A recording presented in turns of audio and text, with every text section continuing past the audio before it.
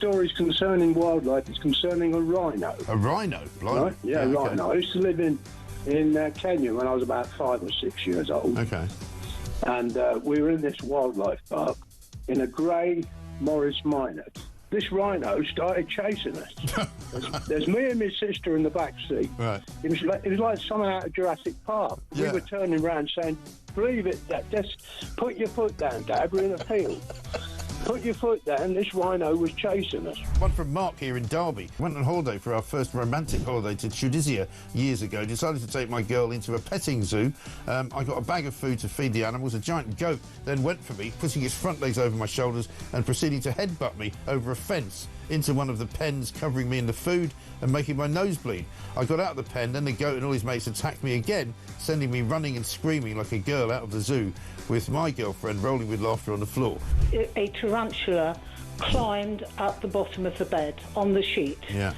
And it walked all the way up.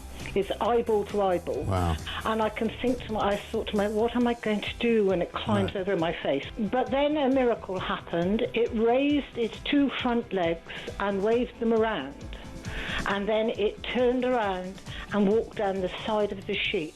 Boris Johnson been attacked by an ostrich. The former PM was enjoying a safari trip with his family when the bird leaned into his car and went oi oi and pecked his hand. In footage shared online, he quickly jerked from the ostrich.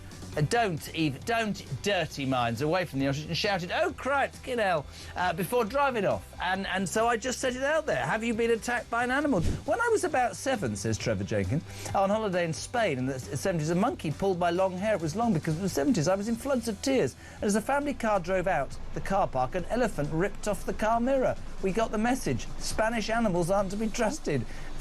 Jeremy, Brittany here from the United States. I was spurred by a rooster in my right foot a few years ago. Spurred? How do you get spurred by a rooster? One here from Dan in Hampshire. Morning, Mike. Is an Aussie that has been dive-bombed by our version of the Magpie, which is much bigger. Across the UK, on DAB+, on your smart speaker, on your smart TV, and on your side. This is Talk.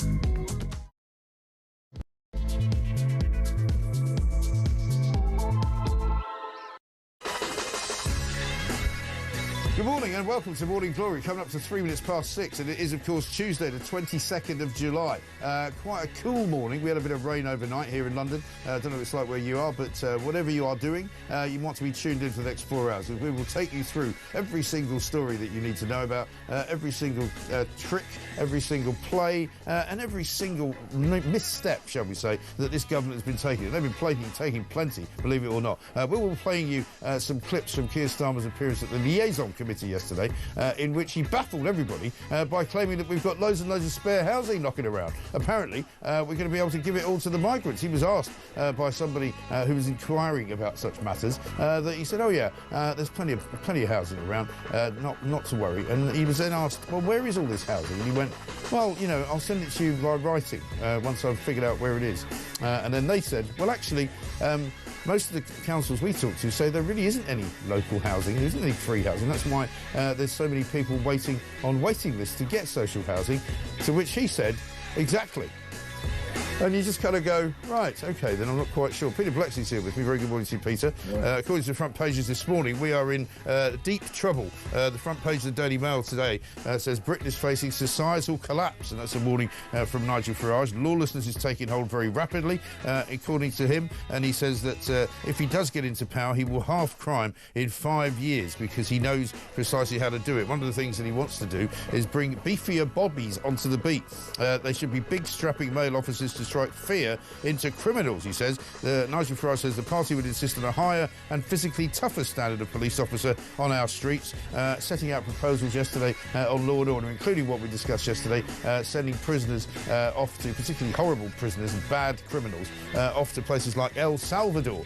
Front page of the Times has got patients at risk during walkouts. That's a warning from the British Medical Association, who have organised the walkouts. That's right. They say we're going to go on strike no matter what. even though it's going to cost £87 million to the NHS, which obviously is money that they could have been given if they wanted to be a bit more careful about what pay rise they were asking for. And also 250,000 appointments are likely to be missed as a result of this 5-day strike, which gets underway on Friday. Up to 50,000 junior doctors who like to be known as resident doctors, so I'm not calling them that, say they're going to join the strike from 7 a.m. on Friday, July the 25th, to 7 a.m. on Wednesday, July the 30th. They want 29% of a pay rise, and we pointed out yesterday, as it was reported, that they've had a 91% pay rise over the course of the last 8 years. So they've been pretty greedy, you'd have to say.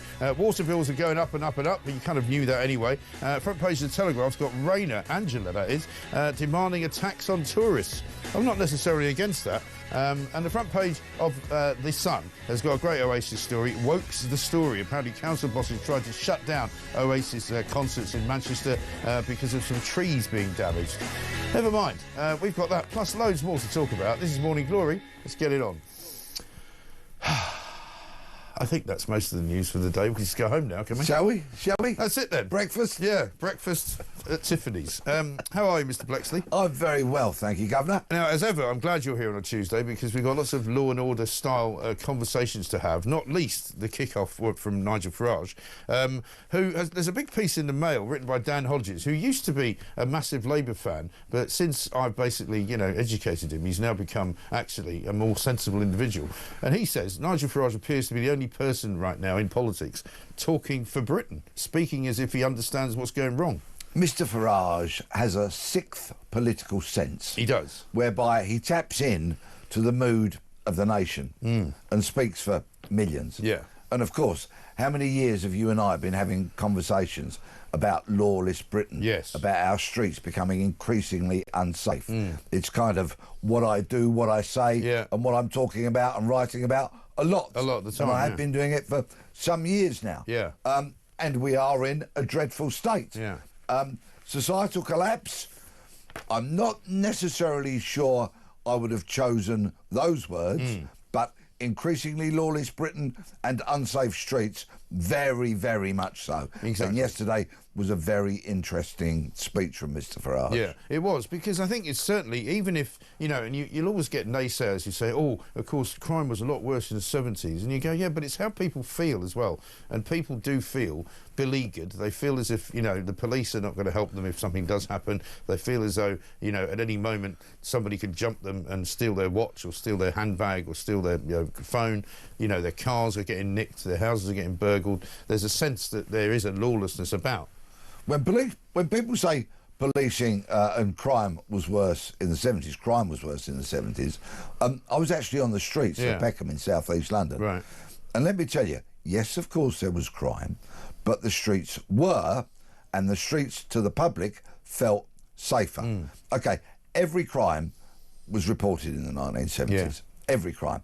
Every spot of graffiti. Every bit of criminal damage. That was all reported because the public then appreciated that they would get some kind of policing response. Right. And they did. A home beat officer would go and look at it and try to solve it. Yes. And the such like. There was levels of violence, of course, but the crime, the volume of crime, the types of crime didn't exist back then. For example, people didn't have mobile phones, so they weren't getting snatched in record numbers. Right. There were robberies, which had that horrible name Muggins attached to them. I remember those. But I've never liked that word. Yeah. There were robberies predominantly of elderly ladies having their handbags snatched and such like. There was pickpocketing on the tube, but there were squads to try and deal with that sort of thing.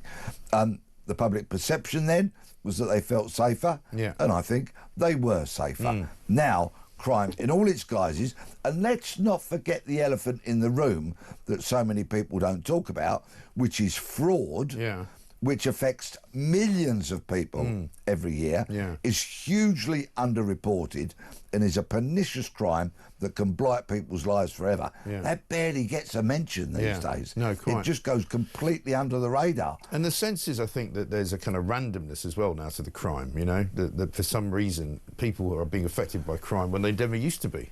Yes, indeed, because of things like particularly mobile phones. Yeah. But also, so much crime that doesn't get reported because the police don't want to report it is harassment, for example, on public transport, in parks and the such like. That kind of behaviour, which in the past might have been dealt with by uniformed cops because it was likely to create a breach of the peace, and we could deal with people swiftly and effectively and get them on record and get them in our, not databases, we had cardboard cards in those days, but we would get to know about these people. Yeah, those kind of things now.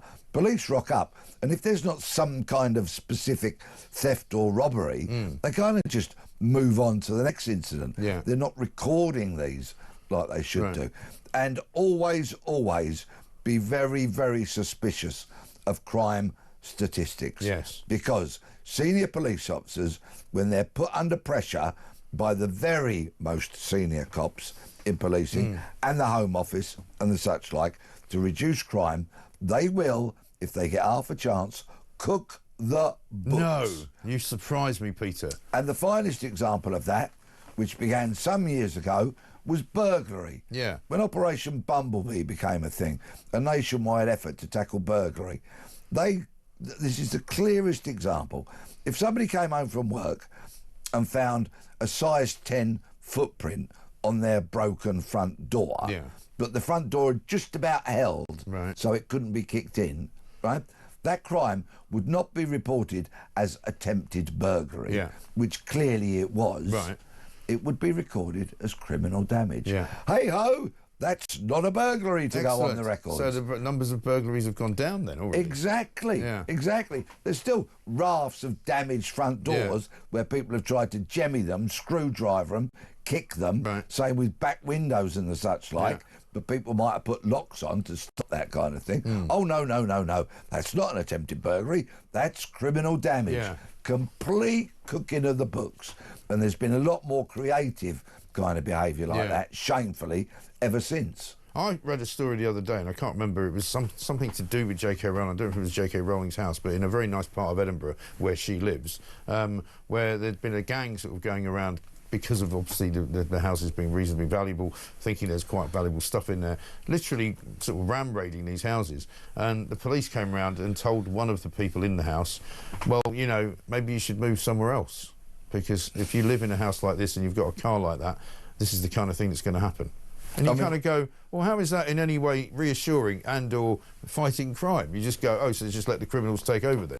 Any officer who says that is not fit to hold a warrant card and wear a uniform. Bin them off. That's just utterly appalling.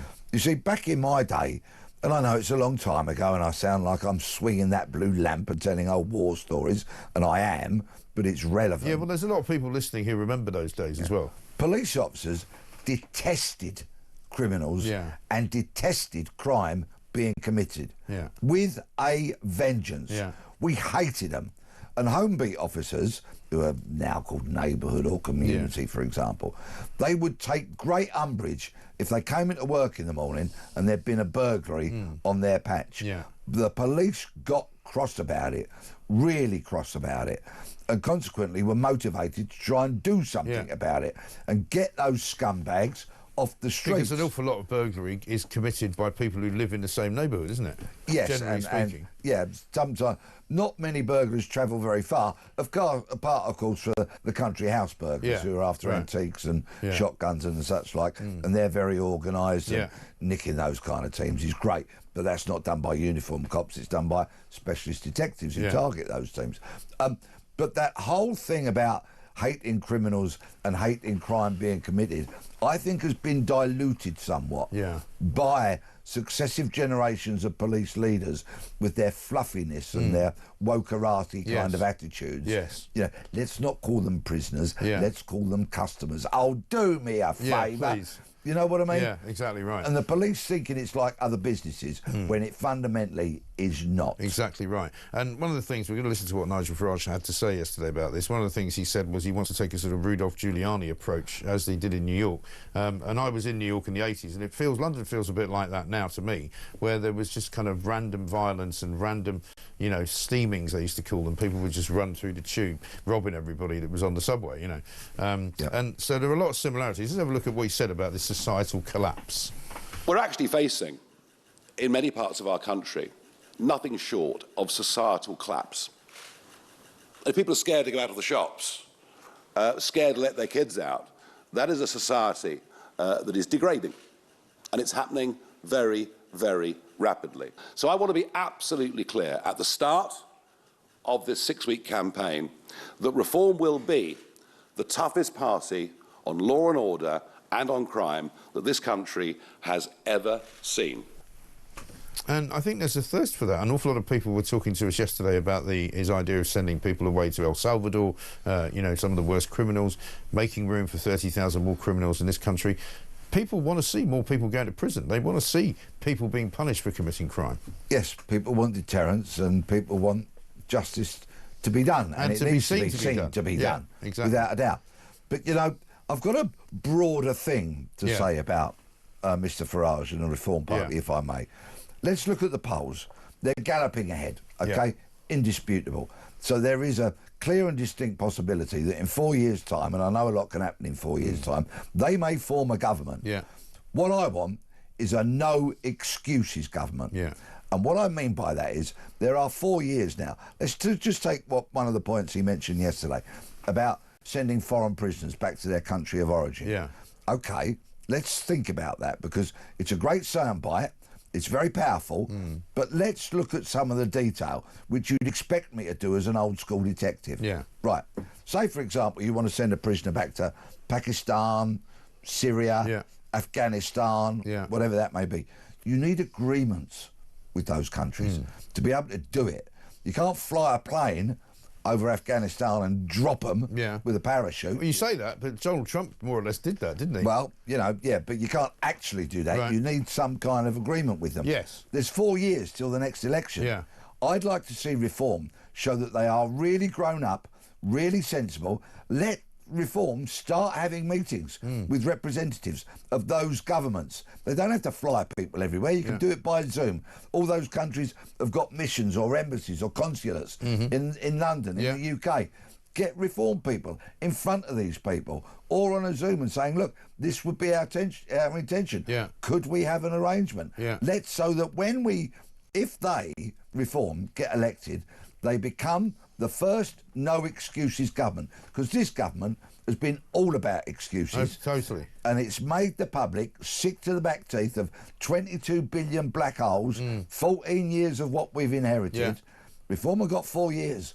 Be grown up. Do it properly. Get everything done so you become a no excuses government. And let the public know what you're doing. Post it on their website every day. Today, Reform representatives are meeting people from here, there, everywhere. Planning, plotting, all the business people. Get it all done. Be fit for government if that's what's going to happen. It's not a bad idea. I mean, he'll say, because he has said it and did say it on the weekend, you know, they're not the Labour Party, they haven't got thousands of people working for him, so it's a slow process. But I think the point is that at the moment he's making the right noises, and a lot of people are very encouraged by that, because let's face it, as you say, they listen to what the Labour government says and they don't believe a word of it. They listen to what the Tories say, don't believe a word of it, you know, so it's not even about no excuses anymore. Nobody wants them in anymore, right? Let's have a look at what he says about police physicality, because I want to hear what you've got to say about this. Perhaps the biggest pledge that we would make today is to say 30,000 more police over a 5-year term of a parliament. And we will scrap all diversity, equality and inclusion roles. And we will aim for a higher and physically tougher standard of police officer on our streets. Tougher standard of police officer on our streets. This is something that comes up a lot, because people say, look, we've seen the police officers on the streets whenever they do occasionally pop into that particular role, and they don't look very scary, some of them. I'm not saying that about all of them, because you still see plenty of well-built guys that you wouldn't want to come up against, and I've seen them. And we've seen some of the people in Epping who have been sent out there who might be a different sort of squad, who are not taking any nonsense when they get messed around with. But there is a genuine sense that, you know, we've hired too many short, small, you know, and maybe too many female police officers to be on the front lines of crime. I have long complained that the police fitness test is not strident enough. And it really isn't. They do the beep test, or they did, and it really, it was lamentable. I could have, put down my cigarettes, put down my beer, popped into the pub garden and passed it. Yeah. Right, it really was that low. Of course, there will be huge pushback against it because it's 2025. Yeah. And this ties into the whole DEI and the HR, all that kind of those departments. It ties into there. Because, of course, they will say, well, what about a woman who's coming back to work after giving birth, for example, may have put some pounds on and can't pass the beep test on her return if it's an annual kind of thing.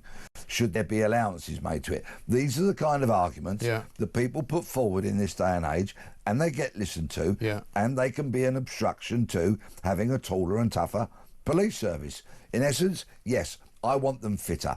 But of course, they don't have the residential training like we had, where you had PT, physical training exercise, virtually every day. Right. And we were living in that Hendon kind of compound. Yeah. So in the evening, we're playing football with our mates, as well as having to pass the swimming test, the physical training test, the rope climbs, the bench presses, all that kind of stuff. Bring that back. Right. And that's nothing a to really say, good thing. Nothing to say that if, in the case of a woman coming back from having a baby, they don't have to go out onto the streets, do they? I mean, you can give them other jobs inside the police force. Oh, but hang on, we need them. So I think, OK, there might have to be a bit of thinking about it. All right, well, you've got a year to pass the fitness test then. Right. But get back to that level of fitness. Yeah. And then, of course, officers in 2025 are going to complain, well, do I get job time, to be able to go to the gym and such like? Yeah. And of course, I would manifestly, if I ruled the policing world, which I never would do, would say, no, it's an obligation upon yourself to ensure that you are fit enough to do the job. Maybe you could do a bit of running while chasing a burglar. You could try that and keep you fit, wouldn't it? And you know what? Criminals have this rather irritating habit of running away. I've heard that. So it's a really good thing if you get some miles into your legs so that you can chase them. Yeah. It really does. Well, how many help. times have we seen these ridiculous videos from various scenarios across the country where you've got some rather, shall we say, overweight police officers not being able to even run, never mind catch the person they're trying to catch, who's literally slipped out of their grasp and disappeared. Yep. Yeah. That's not going to be good for anyone. No, and those standards have diminished because the benchmarks were got rid of to be more inclusive. Yes. But this feeds into, again, to what Mr Farage said about abolishing DEI, diversity, equality and inclusion kind of roles. These people have sown their tentacles so deep into the fabric of policing and the civil service and the education and health, you name it. They're really there, and it all started off with Blair and his political correctness back in 1997. Right. These people have sunk their teeth deep into every department of the civil service and public service. Yeah. So trying to get them out, trying to extract them, It's gonna take trying a to bit, rein back, trying to get back to a sense of fairness, balance and proportionality is going to be one heck of a job, because no government has done it. And no one wants to do it because it's too big of a... we had Dominic Cummings who came in with Boris Johnson, who was going to change the civil service forever, and he couldn't do it. He couldn't do anything. He came up against the blob, and he was defeated. Whatever he may say now on Twitter, he couldn't manage it. And so they're going to face a massive backlash from everybody in the public sector, whether it be the NHS, whether it be the civil service in general, local councils, which they're facing now, the police, every single aspect of public sector work will be challenging for Nigel Farage and Reform if they get in, because they'll want to change all of it. And because it doesn't work. Let me give you, if I may, the finest example of that I've ever come across, OK? And Lord Frost, you can sue me if I say a word that is not the truth. I met him in a green room, OK? And he was very approachable and very nice, actually. We had a conversation. This is the guy who negotiated Brexit, Lord Frost. A very, very senior, civil servant. The epitome of it, a man who sat really, in the very highest echelons of civil service. And we had a conversation, which I started off with a bit of a kind of a dumb question, but I felt it was... I wanted to ask him this question. And I said, isn't running the country a really difficult job? Right. OK, it's a simple question, but he accepted the spirit in which I was asking it, because I wanted to elicit things from him. Asking stupid questions is a great way to get things out of people. Yeah, and he said, yes, it is. He said it is. He said, and trying to get things done can be very difficult. He said, all the more reason why you should keep the politicians well away from it.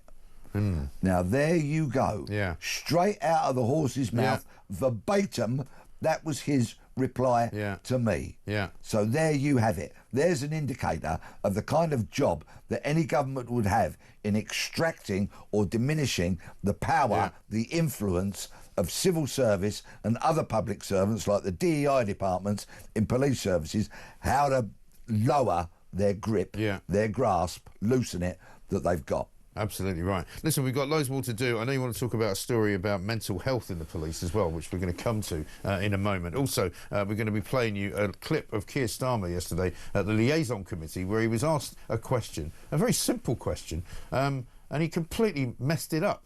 He made himself look a right plonker, quite frankly, and afterwards everybody started calling him a liar, which is even more extraordinary, because they don't like that Downing Street. This is Talk.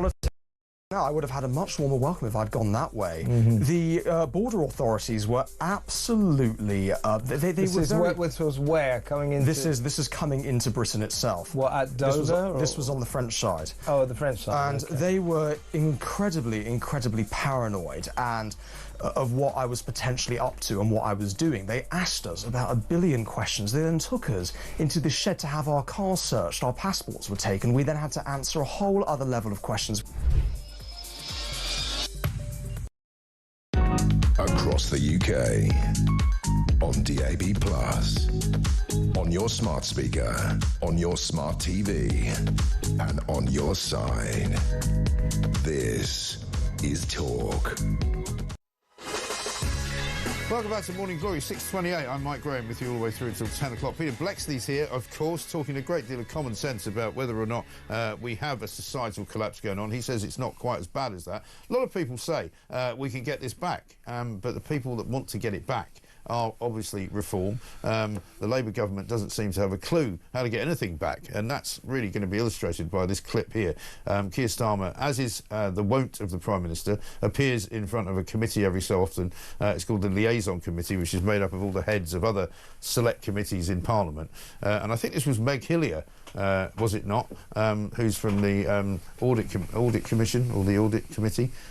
She was asking him questions about rehousing of illegal migrants and others. Have a look. Just a pinpoint before.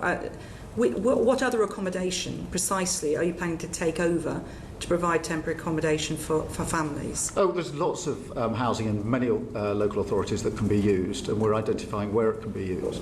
But I mean, look. Sorry, can you give us? Have you got any examples you can give us? No, but I'll write in and give you details. Because I could say certainly in a number of our local authorities, already picking up from around the table, there isn't a lot of spare housing available. If there were, councils would be able to be dealing with it by now. Well, exactly. Well, exactly. So when he says, well, exactly, he agrees with her that there isn't any space after just having said that there is a load of space. It's bizarre. Lots of housing in many local authorities. Yes. What utter baloney. Yeah.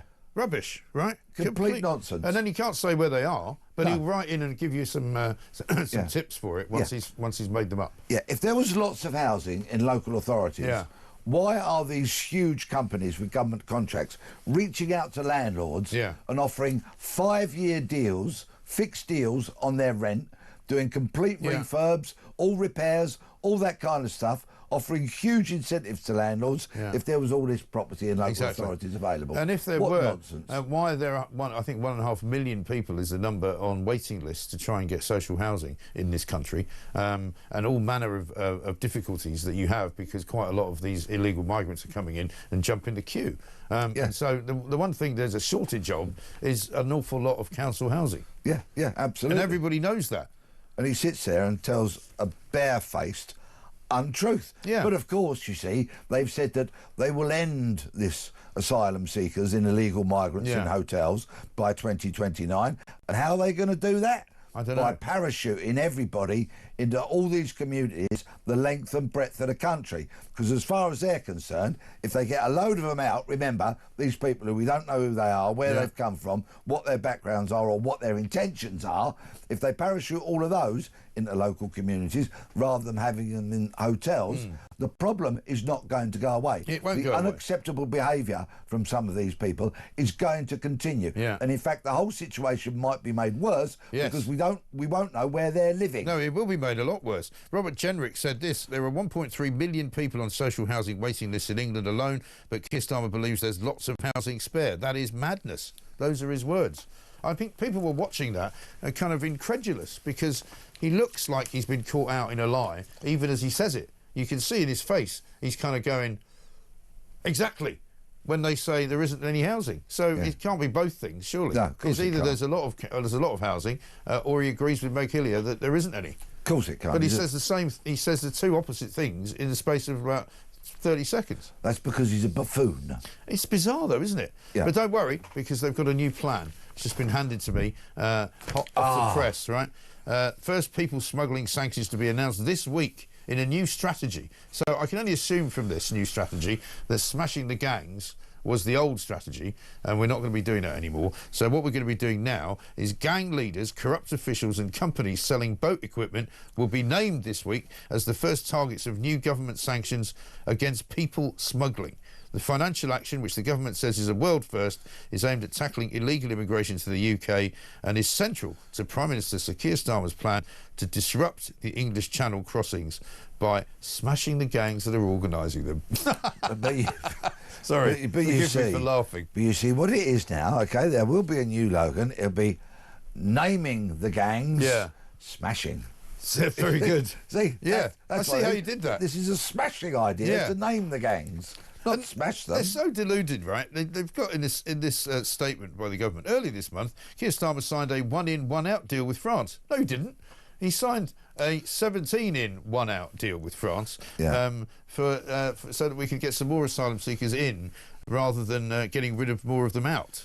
I'll spare you my reworked version of the Okie Kokie this morning. Yes, I did that a couple of weeks ago. We could retread that. It's kind of, well, what is going on? This problem that is so visual. Do you know, oh, by the way, just to cheer everybody up this morning, sorry, over 1,000 in the last 4 days, OK? Over 1,000. And the weather hasn't been great either, so that'll go up, won't it? Yeah, in the last 4 days, it's utterly astonishing. And, of course, this is a very visceral and visual representation of our country not being protected. Yes. But once again, I make no apologies for highlighting to people this is only, relatively speaking, in numbers terms, a small part of the migration issue.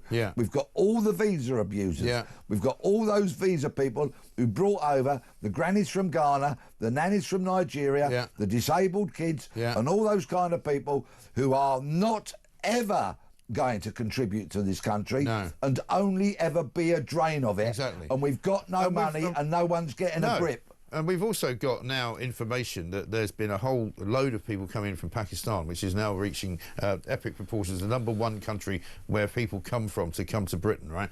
Because many of them come on a visa and they overstay the visa and then they claim asylum. So they're not even coming on the small boats, even though some of them now are. But we also see, the Telegraph got a story this morning saying basically that bogus asylum seekers are coming in on forged visas, which they're basically buying somewhere in the middle of Europe, which gets them into Europe and then into Britain. Yeah. There you go. So, there you go. And in The Sun this morning, page 9, a Turkish man alleged to have run a meet and greet service for boat migrants has been arrested by the cops. Well done to you. Up in Tottenham in North London, officers stormed a home at 6:25 a.m, nicked a 35-year-old who was wearing a Hugo Boss T-shirt and North Face tracksuit. He's brought out handcuffed and led to a police van. They've covered his face up, obviously, because he'll face charges. But imagine that, a meet and greet officer. It's a bit like going on a package holiday, isn't it? Yeah. And all right, well done for nicking him, but I will be enthused once he's charged. Yes. Nicking people is actually easy. Yeah. Charging and convicting them takes a bit more work. Yeah. Let's wait and see. Is he going to be charged? Get him on the sheet, get him in front of a court, get him sentenced. Then I'll have reasons to be cheerful. But there's hundreds of them. Yeah. This is on an unprecedented scale, and it's an absolute nonsense, and no wonder people are so fed up. And this is why people are getting worked up in places like Epping Forest, where that Bell Hotel is going to be the subject of a demonstration again at the weekend, probably more. We're going to be speaking to one of the people who was at the demo the other day. You know, like all of these things, it starts off as a very peaceful demonstration, and most of the people involved are peacefully demonstrating, but then darkness falls and it takes on a slightly different look, you know. Meanwhile, up in Diss, we had a call yesterday from a woman in Diss up in Norfolk who said, we've got the same problem here. We had an asylum hotel which was being used to house families. They've all been moved out and now it's just full of young men. And so they were also out demonstrating. And that's going to start happening all over the country. If contagion spreads. Yeah, and it will. Over these hotels, and these demonstrations are seen the length and breadth of the country, then it's going to be very interesting. Yeah. But on that, it would be remiss of me not to say, and I'm sure that your audience are far too bright to do any of this nonsense, but if you know someone who's thinking of throwing a punch or throwing a brick or pulling off a wing mirror of a police van, please tell them not to do it, because it's utterly idiotic and it doesn't benefit anybody's cause. It also harms the case. It also harms really the case. does. Yeah, exactly right. A couple of statistics for you. 1,030 migrants in the last 6 days, as you were saying. Channel migrants since Keir Starmer became Prime Minister, 46,776. Migrant numbers for 25 only, 23,534, which I think is a record. And Channel arrivals for June, 5,610. I mean, these are ridiculous numbers, and they're not going anywhere other than up, because more and more of these people, particularly if they think there's going to be some kind of crackdown, they're going to come even quicker, aren't they? Yep. And the really unpalatable truth is that a number of these people, a percentage of these people, have been arrested, charged and convicted of crimes. Yeah. And the stats that get released are only the ones that have been caught, remember? Yeah, of course. Okay? And what we do know is that a lot of the more, a lot of the stuff like harassment, for example, is not getting recorded as crimes. No. And people are not being arrested for that when they actually should be. Yeah, exactly right. We're going to come back to this number of Metropolitan police officers signed off due to mental health issues. We are going to come back to that. We're running a bit late. We'll do it. Coming up shortly, 6:38.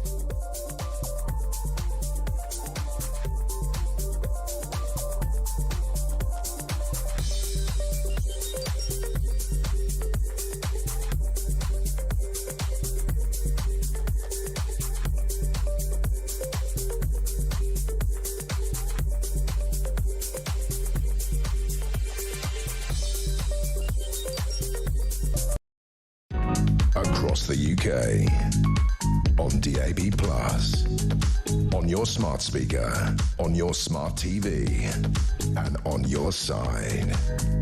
This is Talk.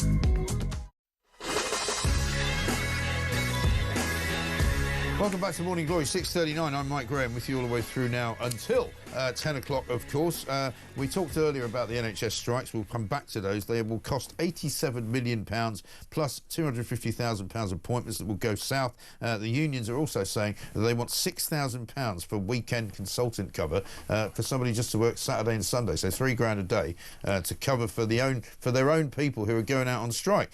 And they've also said that it will actually harm patients in the long run. So thanks very much indeed. These are doctors who have signed a Hippocratic oath to do no harm. We actually know, because coroners have recorded verdicts proving this, patients have died as a result of previous doctors' strikes. That is the irrefutable and very unfortunate truth. Yeah. I would suggest that legislation needs to be brought in saying that doctors cannot strike. I would go stick them in the same bracket as police. Yeah. The police can't strike because lives would be lost and there'd be chaos.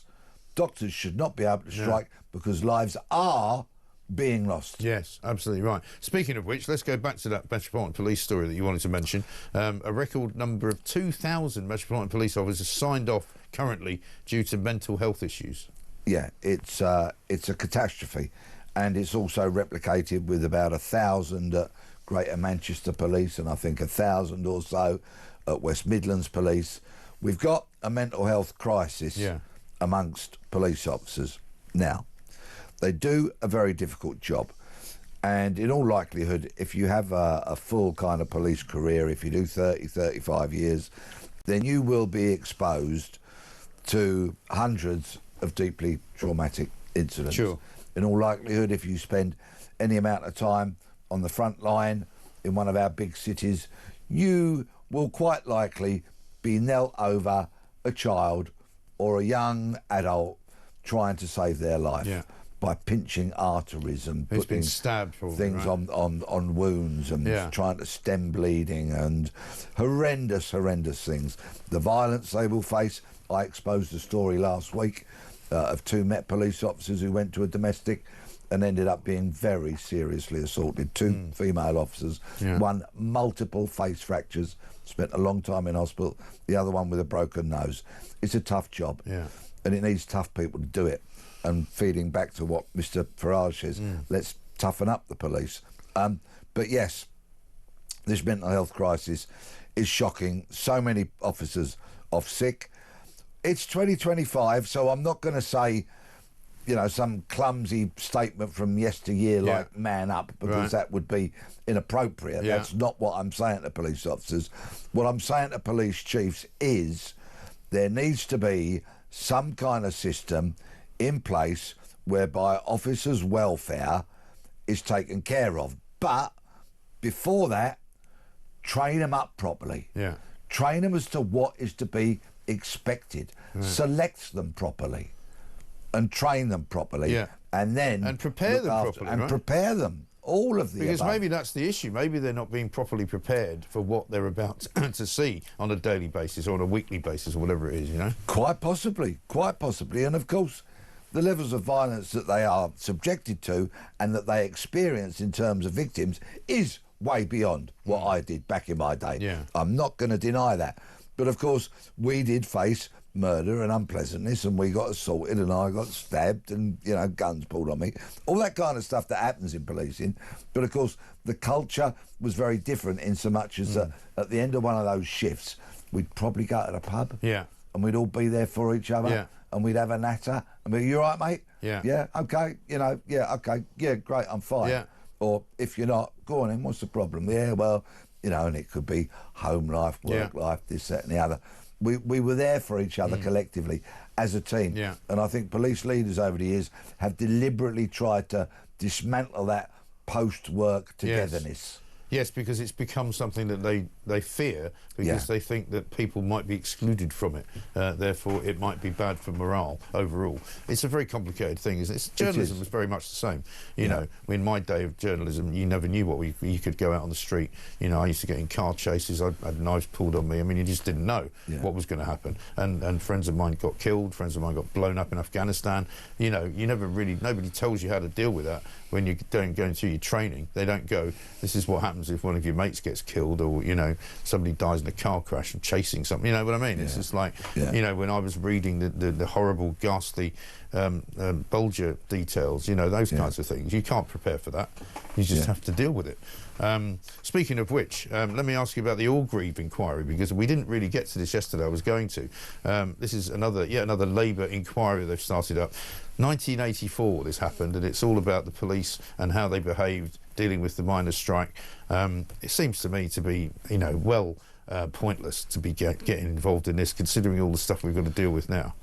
Well, I was a detective back in the days of the miners' strike, and I was working at Kensington Police Station, and invariably on a Friday in the afternoon, the sort of Green Goddess sort of coaches would line up in Earls Court Road, and the uniformed officers would pile onto those coaches with their overnight bags, and they were going to Leeds or Yorkshire or Nottinghamshire, Orgreave, you know, somewhere like that, to go into battle with the miners. It was a battle, wasn't it? Oh, it certainly was. And I used to see them getting on those buses with glee written all over their faces. They were properly up for a tear-up.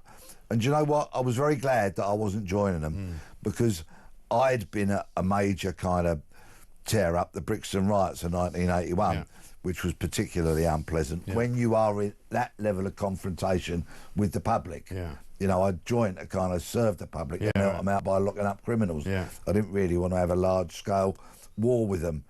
I can see why people want this inquiry all these years later, because quite frankly, what some of the police did up there, not necessarily while they were in uniform, by the way, after they'd finished their day shifts, created division in these communities. It sowed division.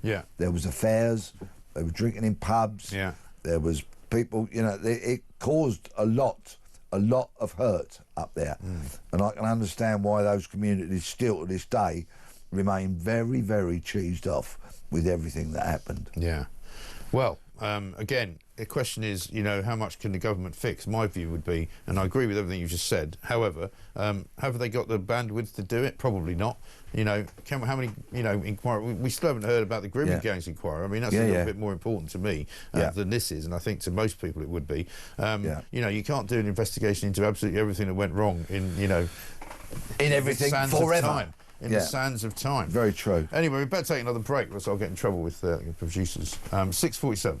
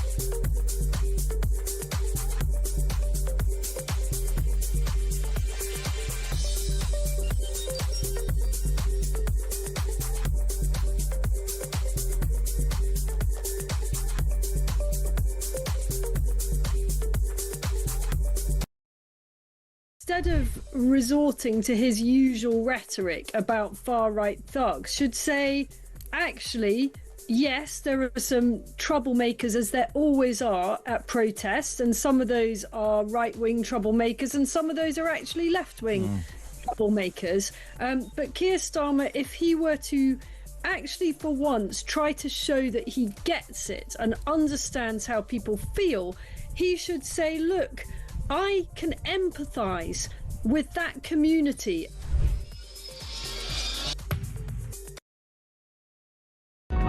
Across the UK, on DAB+, on YouTube, on the app, on your mobile, the home of common sense.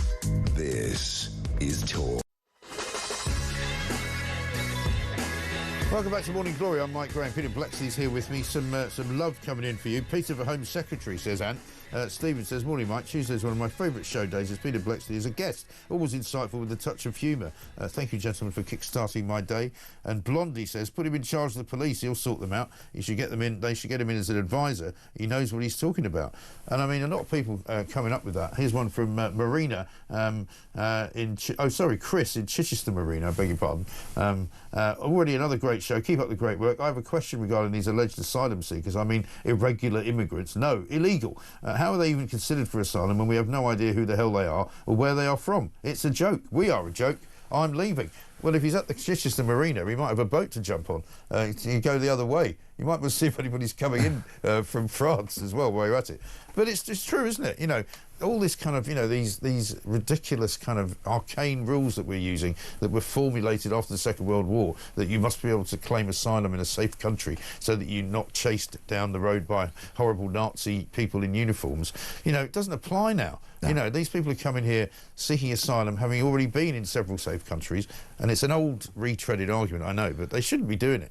And I love the fact that he's not fallen into the trap of this irregular. No. Please call it illegal, because the Migration Act of 2023 says that coming to the UK through an unsafe route is actually a criminal offence. Yeah. So it's illegal. Right. Call it what it is. You won't be surprised to know that in that story about the new crackdown, David Lammy calls them irregular. Of course he will. Yeah. Because it's all part of the woke-arati. Talking of woke-arati, front page of the Sun today, Woke's the story. This is a good one. You know, they've been doing all these big shows up in Heaton Park in Manchester, which look fantastic, by the way. I never did get a ticket, but I wasn't that bothered. But now, having seen them, you kind of think, actually, I'd quite like to see that. Yeah. But apparently loads of ticketless Oasis fans who couldn't get into the show and who can't get over the fence have been forming themselves on this place called Gallagher Hill, they're now calling it. Yeah. And apparently the local council were getting a bit miffed because they were damaging the trees. But Liam and Noel printed up 1,000 T-shirts, bless them, and handed them out with Gallagher Hill across the front, which is great, using the Oasis font. Yeah. Absolutely brilliant. I've got to tell you, if these two brothers can get it back together and sort it out and bring joy to people, what about Will and Harry, eh? Well, I mean, that's now you're pushing the boundaries. I mean, for heaven's sake, I was trying to get through without mentioning the royal family. I'll tell you what I do want to talk about this. There's a great story on page 23 of The Sun. Some of the other papers have got it as well. And this comes hot on the heels, by the way, of that ridiculous decision the other day. We made them plank of the week, actually. I think it was Bilton School up in Rugby, who wouldn't let the little girl, who was 12, go into her cultural day wearing a Union Jack dress, right? This is something similar. And Dad gets dressed up as a gorilla for his daughter's last day at school. I think she's 7. And he gets a warning letter from the school saying it's a safeguarding issue. It's a key fundamental of parenting that you are allowed to embarrass your kids, right? Yeah, absolutely. It's one of the joys of parenting, isn't it? Mm. So they roll their eyes and tut at you and go, "Oh, Dad, oh, Mum," of course. You know. It's got to be done. Don't do that. Yeah, it's an absolute given. And he says that last year he did the same thing, and he turned up with a horse's head on his head. Yeah. So he's clearly quite a funny guy, and he's got a lovely relationship with his daughter. Yeah. He's a horse dentist and a farmer. Yeah. And he said so for her last day at Hertford Vale Primary School in North Yorkshire on Friday. He said it's a little village school. So there's a picture of him wearing this gorilla suit. I'm already laughing at it. I just think it's really funny. Chris Napthine, forgive me if I've got your pronunciation of your name wrong, Chris.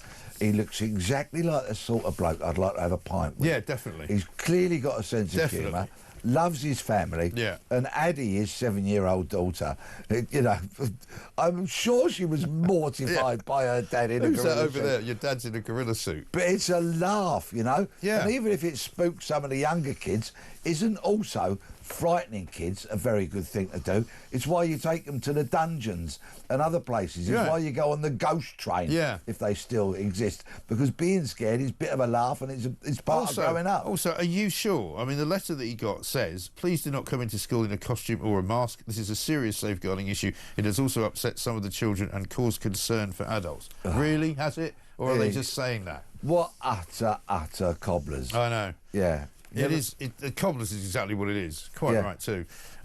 Let's move to the Telegraph, front page of the Telegraph. Davos leader rigged data to make Brexit look like a failure. Now, the thing I like about this story is this is about Klaus Schwab, who I used to get calls about when I did an overnight show years ago on talkSPORT, because all these conspiracy theorists would ring in and say, you know, the World Economic Forum is running the world. Do you not know that these people are going to change our lives forever? It turns out this bloke has not only been accused of, shall we say, misappropriating some funds, but he's also apparently been inappropriate with some of the younger members of the World Economic Forum. So he's not so much as a globalist, you know, kind of, you know, ambassador and entity for running the world. He's just another dirty old git. Yeah. Basically. Who's cooked the books. Who's cooked the books. Yeah, for his own political aims. Yeah. And he's not actually the master of the universe at all. Yeah. So there we go. Yeah. There we have it. In the 2017-18 report from the WEF, right, after Brexit had been voted upon, the British economy had actually gone up in terms of how successful it was. Yeah. And it was due to jump, I think, from 5th place up to 4th place. 7th, I think, to 4th. 7th to 4th, yeah. And instead he interfered there and said, this can't be good, because if you make Brexit look good, that's going to be bad for us. So he bumped them down to 8th. Yep. And Nigel Farage has come up with a wonderful quote here, right? Front page of the Telegraph. Nigel Farage, the leader of Reform UK, said, every conspiracy theory about Klaus Schwab now turns out to be true. He is a dangerous globalist manipulator. Yeah, well, I mean, he can say that, and he would say that, but I mean, I have to say, he just looks like another stupid old git, to be honest. But countries have gone to sort of bend the knee in his favour for years and years and years. So how stupid does it make them all look? Yeah, you know, exactly. He would organise Davos every year, and people that used to go to Davos that I know very well said the problem with Davos was once the Russians stopped going, it stopped being any fun. Because the Russians were banned, obviously, after what happened in Ukraine. Yeah. So there's that. Also, one for the people wishing to take their children on a staycation. Dozens of Britain's beaches have been blighted by sewage spills just as the school summer holidays begin. Swimmers are being urged to think carefully before entering the water. I wouldn't so much think carefully as just have a look at it. See what's going on in there. Heavy rain over the weekend set off storm overflows. And this is, of course, the day after Keir Starmer said he was fixing the water system. Yeah. Which he's not doing. And he had Steve Reid, his Environment Minister, Sunday doing all the news channels in the morning. And then yesterday announcing that they're scrapping Ofwat to develop some new kind of super regulator that might actually do the job. Right. But isn't it a total scandal and a stain on this great nation that when it doesn't rain, we haven't got enough water, apparently. Well, we've got a hosepipe ban in Kent now. Yeah, exactly. So you can't water your plants. Right. And then when it does rain, they pour tons and tons of sewage into our rivers and seas. It's shocking. Shame on these people. It really is awful. How do they sleep at night, the people who run these companies? I know. It's absolutely disgusting. It really is. And they should be sleeping in a cell at night. That's how they should be sleeping. Yeah, I know. Absolutely shocking. Now, talking of Nigel Farage, the one clip we haven't seen yet is him talking about the Epping protests, which have been going on for the last few days, really, and will probably continue for the next few days. Here's what he had to say. On Epping, I don't think anybody in London even understands just how close we are to civil disobedience on a vast scale in this country, and I regret saying that. Of course, there were some bad eggs that turned up at Epping. Don't underestimate the simmering anger and disgust that there is in this country that we are letting in every week, in fact, some days, many hundreds of undocumented young males, many of whom come from cultures in which women and young girls are not even treated as second-class citizens. So the answer is yes, I do understand the genuine upset and anger. And I'll bet you that most of the people outside that hotel in Epping weren't far right or far left or anything like that. They were just genuinely concerned families. And that, again, is why Nigel Farage speaks for an awful lot of people in this country, because he's the only one that really does. Bang on the money. Yeah. Every word he said, absolutely spot on. There are so many deep, deep concerns that so many people have about this. And it cuts across the wider thing about the general malaise, the decline of this nation, the dilution of what Britain used to be. Yeah. You know, in the 80s, when we were going through school or at work, and during all that period, we were taught to love thy neighbour wherever they came from, and we bought into that. And we did, you know, black people and brown people became our mates. Yeah. We bought into all of that because we felt that there was an element of it being kind of managed, and, you know what I mean? And also being very British, and it was fine. But now it's out of control, and people are really, really angry about it, and that's the simple truth, I'm afraid. You can't get around it. Peter, good to see you. Thank you very much indeed. Peter Blexley back with us, I'm sure, throughout the course of the week, but back here every single Tuesday morning from 6. Coming up, we've got loads more going on. We'll hear from all of you. This is Talk Morning Glory.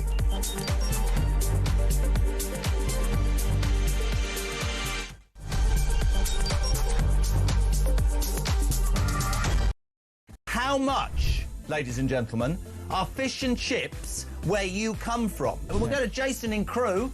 Jason from Crewe, fish, chips and peas, £7.50. It's the best chippy in England. Janice in Leeds, go. Regarding fish and chips, in Leeds it's between £9.50 and £12.75. Whitby, how much is fish and chips? 3 of us, fish, chips, peas, I think one of us curry sauce, 3 cans of pop, just short of 70 quid. £70? That's 23 quid a head, man. Even my maths does that. Very quickly, a voice note. Campbell in Scotland, go. Up here in Banff in the northeast of Scotland, we can get a fillet and a half of haddock with a regular chips for £8 and 10 pence, and it's by far and away one of the best chippies I've ever had. Kenneth in Surrey, fish and chips, go. Fish and chips in Ascot, about half a mile from where you used to live, will cost you £12 and 60 pence. Great show. Keep up the good work. That's why I moved, because you were living there. When was the last time you had fish and chips? Couple of weeks ago. How much? Where'd you get it from? I think it was about 40 quid. It was in the Ivy. Honestly, you really are. For any of you who think he's a man of the people, I nearly said you're a...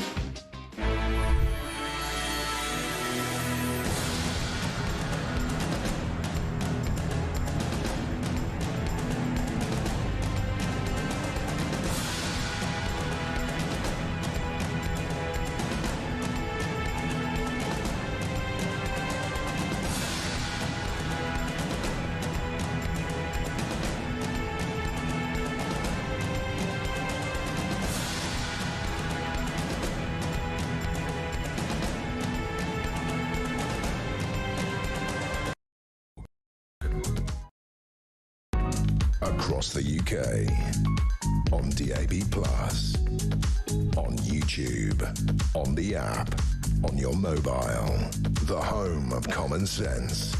This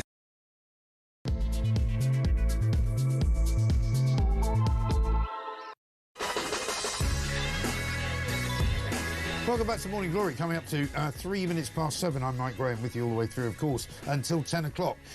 We've got lots to talk about this morning, including much of what Nigel Farage said yesterday about law and order, about being the party of law and order. That Reform wants to fix the prison system, Reform wants to fix the police, Reform wants to make it much more safe for the people of this country to walk the streets of this country. That's in addition, of course, to any policy that they may have to do with immigration, because Nigel Farage has got plenty to say about that as well, and we will get stuck into all of it. Coming up in this hour, Alex Wilson is going to join us. He's Reform UK's London Assembly member. Also, Lucy White will be here to talk about what's going on around the country, where not only is it Epping, where people are getting fed up to the back teeth of what's happening in the migrant hotels, but also in Diss up in Norfolk, and also probably in other areas as well. Many of these kinds of demonstrations are going to be spreading over the course of this week and possibly this weekend as well. 0344 499 1000 is the number. We've got loads of messages. We will get to all of them. Let's have a listen to Johnny on Nigel Farage. Morning, Mike. Great show.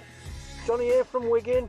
Going off the latest stats with migrants coming into the country, if, and this is a big if Keir Starmer does see a 5-year term, you're talking probably 250,000 migrants coming into this country. Unbelievable. But when Nigel Farage becomes PM, which he will definitely be PM, he's going to have some work cut out for him, getting these migrants deported, 250,000. I'm sure he'll do it. He'll do a great job. Well, he's already shaken up the political establishment, and he's doing a great job of doing that as well. Of course, a lot of people being critical of Nigel Farage yesterday, saying, yeah, but, you know, where's the detail? Where is it all? Where's it all going to come from? Well, have you seen the detail of what comes out of this government? Have you seen the detail of the last 14 years of the Tories? Have you seen the detail of what they said would happen, which then didn't happen? Have you seen the promises that they made that turn out not to be true? Have you seen the lies that they tell about things that they're doing when they're not doing them? When they say that they've done something and it hasn't been done? Only yesterday, Keir Starmer was in front of a parliamentary committee claiming that there was loads and loads of available council housing to put migrants in. Nobody believed a word of it. And Meg Hillier was absolutely baffled. And when she said, actually, we don't think there's any space in any council housing, in any councils around the country, he said, well, exactly. I mean, you know, it's literally like talking to a robot that's gone wrong.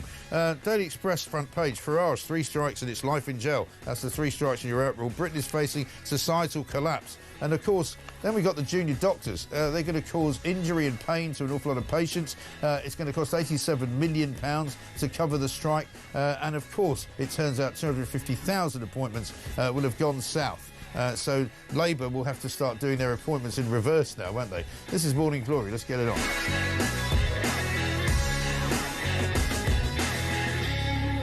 Brad says this: unvetted migrants of unknown origin, background and allegiances should not be parachuted into houses next to you or me or anybody to wander around unchecked to disappear into the community. They should be kept in secure facilities pending proper, expedient and thorough checks. Government policy on the small boats amounts to willful criminal damage and dereliction of duty to protect public safety and security. That's a very powerful message, Brad, and I very much agree with it. Marco from Swindon says, why is it when Starmer speaks to anybody, he literally looks like a rabbit in the headlights? The guy can't answer anything straight, and he generally looks like he just doesn't belong on a stage. How the hell can this guy be in charge of the country when he hasn't got a clue about literally anything at all?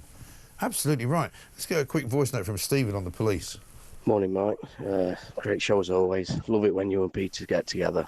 Real, you know, decent facts and honest opinion about what's really going on the streets in terms of crime. I love the one when you said, if you want to get fit again, why don't you try chasing criminals? Brilliant, mate, yeah. I mean, have you ever seen a cop of flipping proper chase a criminal these days? If only we got more coppers like Peter on the beat, mate. Bloody hell, the world would be a different place, wouldn't it? Can't you come out of retirement? And just for a bit of fun, Mike, have a word. I think it'd be fantastic if he would. I mean, if Nigel Farage ever gets into power, which many people think he will do in a few years' time, he could do a lot worse than hiring Peter Blexley to be his kind of, you know, a guru on crime, and to be his kind of enforcer, if you like, as a special advisor on all matters to do with criminality. Let's talk to Alex Wilson, Reform UK's London Assembly member. Alex, very good morning to you. Morning, Mike. How are you doing? Very well indeed. Big day yesterday for Nigel Farage and Reform, obviously. People, of course, are asking the question, when are we going to see it all worked out on paper? And I understand that some of that is a little bit disingenuous coming from the people that it's coming from. But there will be a point, will there not, where Nigel and Reform will have to be a bit more specific about the kinds of places where the money will come from. I know they've said net zero will provide a lot of it, but what can you tell us about that? Well, absolutely. I mean, what we saw yesterday was the launch of a 6-week campaign about law and order, and the fact that in Starmer's Britain, and indeed in the Tories' Britain before that, policing, crime, justice system are absolutely in ruins. And it's ordinary people on the street who are paying the price for that, with higher crime rates, with fear of knife crime. I mean, we've talked quite a lot about crime in London, knife crime, failure of Sadiq Khan, and so on and so forth. So we talked quite at some length about that on this show. Yeah. But it's not just in London; it's across the whole country. So what we saw yesterday was the launch, of a big campaign to highlight these issues and to start setting out what we would do as a reform government to do things differently, because crime is out of control. It needs a different approach, a much tougher approach. Nigel said yesterday we will be the toughest party ever on these issues, and I think that's really refreshing, and a lot of people respond very well to that. Yeah, and again, I've seen it in New York. You know, when I lived in New York in the 1980s, it was very similar to the way London is now. In fact, probably even a little bit worse, where, you know, people didn't want to go out on the streets. At night time, it was dangerous. Sometimes going on the subway was dangerous. And Rudolph Giuliani came along and he fixed it all. Nobody really knows what he did exactly, because I remember one of the things that I noticed was that when I was living there in the 80s, there was an awful lot of homeless people just on the streets. Everywhere you looked, they were just there. And suddenly, when Giuliani came in, they all disappeared. And there were lots of stories about how he might have even just put them all on trains and then sent them out into the sort of auspices of New York State, into New Jersey, onto Long Island. Nobody really knew, but they never came back for a very long time. What it takes is, as we saw in New York, it takes a change of mindset and courage and political leadership. That's what you got with Giuliani as mayor. That's what we need to do here in the UK as well. And throughout the entire kind of judicial journey, if you like, so through the police, through the courts and through the prison system, all of that needs radical change. It needs a lot more, beefing up, more resource. Of course it does. And we will set out as we get closer to the election exactly where all this funding will come from. But fundamentally, this is about setting out our stall, showing that we are going to be strong on crime. We're going to increase the size of the police force, get more bobbies on the beat, increase the physical strength and fitness of those new officers that will be joining, make much better use of tools like stop and search, which the current police leadership have been too scared to really use in significant numbers. In London alone, it's halved the use of stop and search in the last 3 years. We want to see that ramped up so we can get these weapons off our streets, but speed up the court process so people once they're arrested, they can actually be processed more quickly, sentenced more quickly, and given a more appropriate sentence. We need to increase the number of prison places, and there were 3 ways set out yesterday how we would do that. That is by these kind of pop-up Nightingale prisons for kind of lower level offenders, but also deporting the 10,500 foreign criminals who are in UK jails. There's no need for them to be there. They should be sent back to where they came from. And also this idea of dynamic prisons, using capacity, spare capacity in other countries overseas where there's a clear possibility for doing that. So it's, I say, throughout the police, the courts and the prison system, radical reform to try and take back control of our streets, because God knows we need it. Yeah, definitely. I mean, a lot of people were very keen yesterday on this show. People were calling in and sending messages in about this El Salvador plan. Is there any likelihood, because Peter Blexley was just here talking, and he was talking about, this is all great. If you want to start sending people back to places, perhaps to countries where they've come from, but they've committed crime here, Peter said, what reform needs to do over the next few years is to sit down with these people and get agreements with those countries. Is there a plan to do that, as far as you know? Yeah, absolutely. I mean, look, El Salvador is probably a slightly extreme example, and it's been talked about in the media because obviously that's a country where Donald Trump has been sending people to. But there are other examples where this is already happening. I think Denmark has been using prison capacity in Kosovo. I think Sweden has been using capacity in Estonia. So this is not a completely new idea. Right.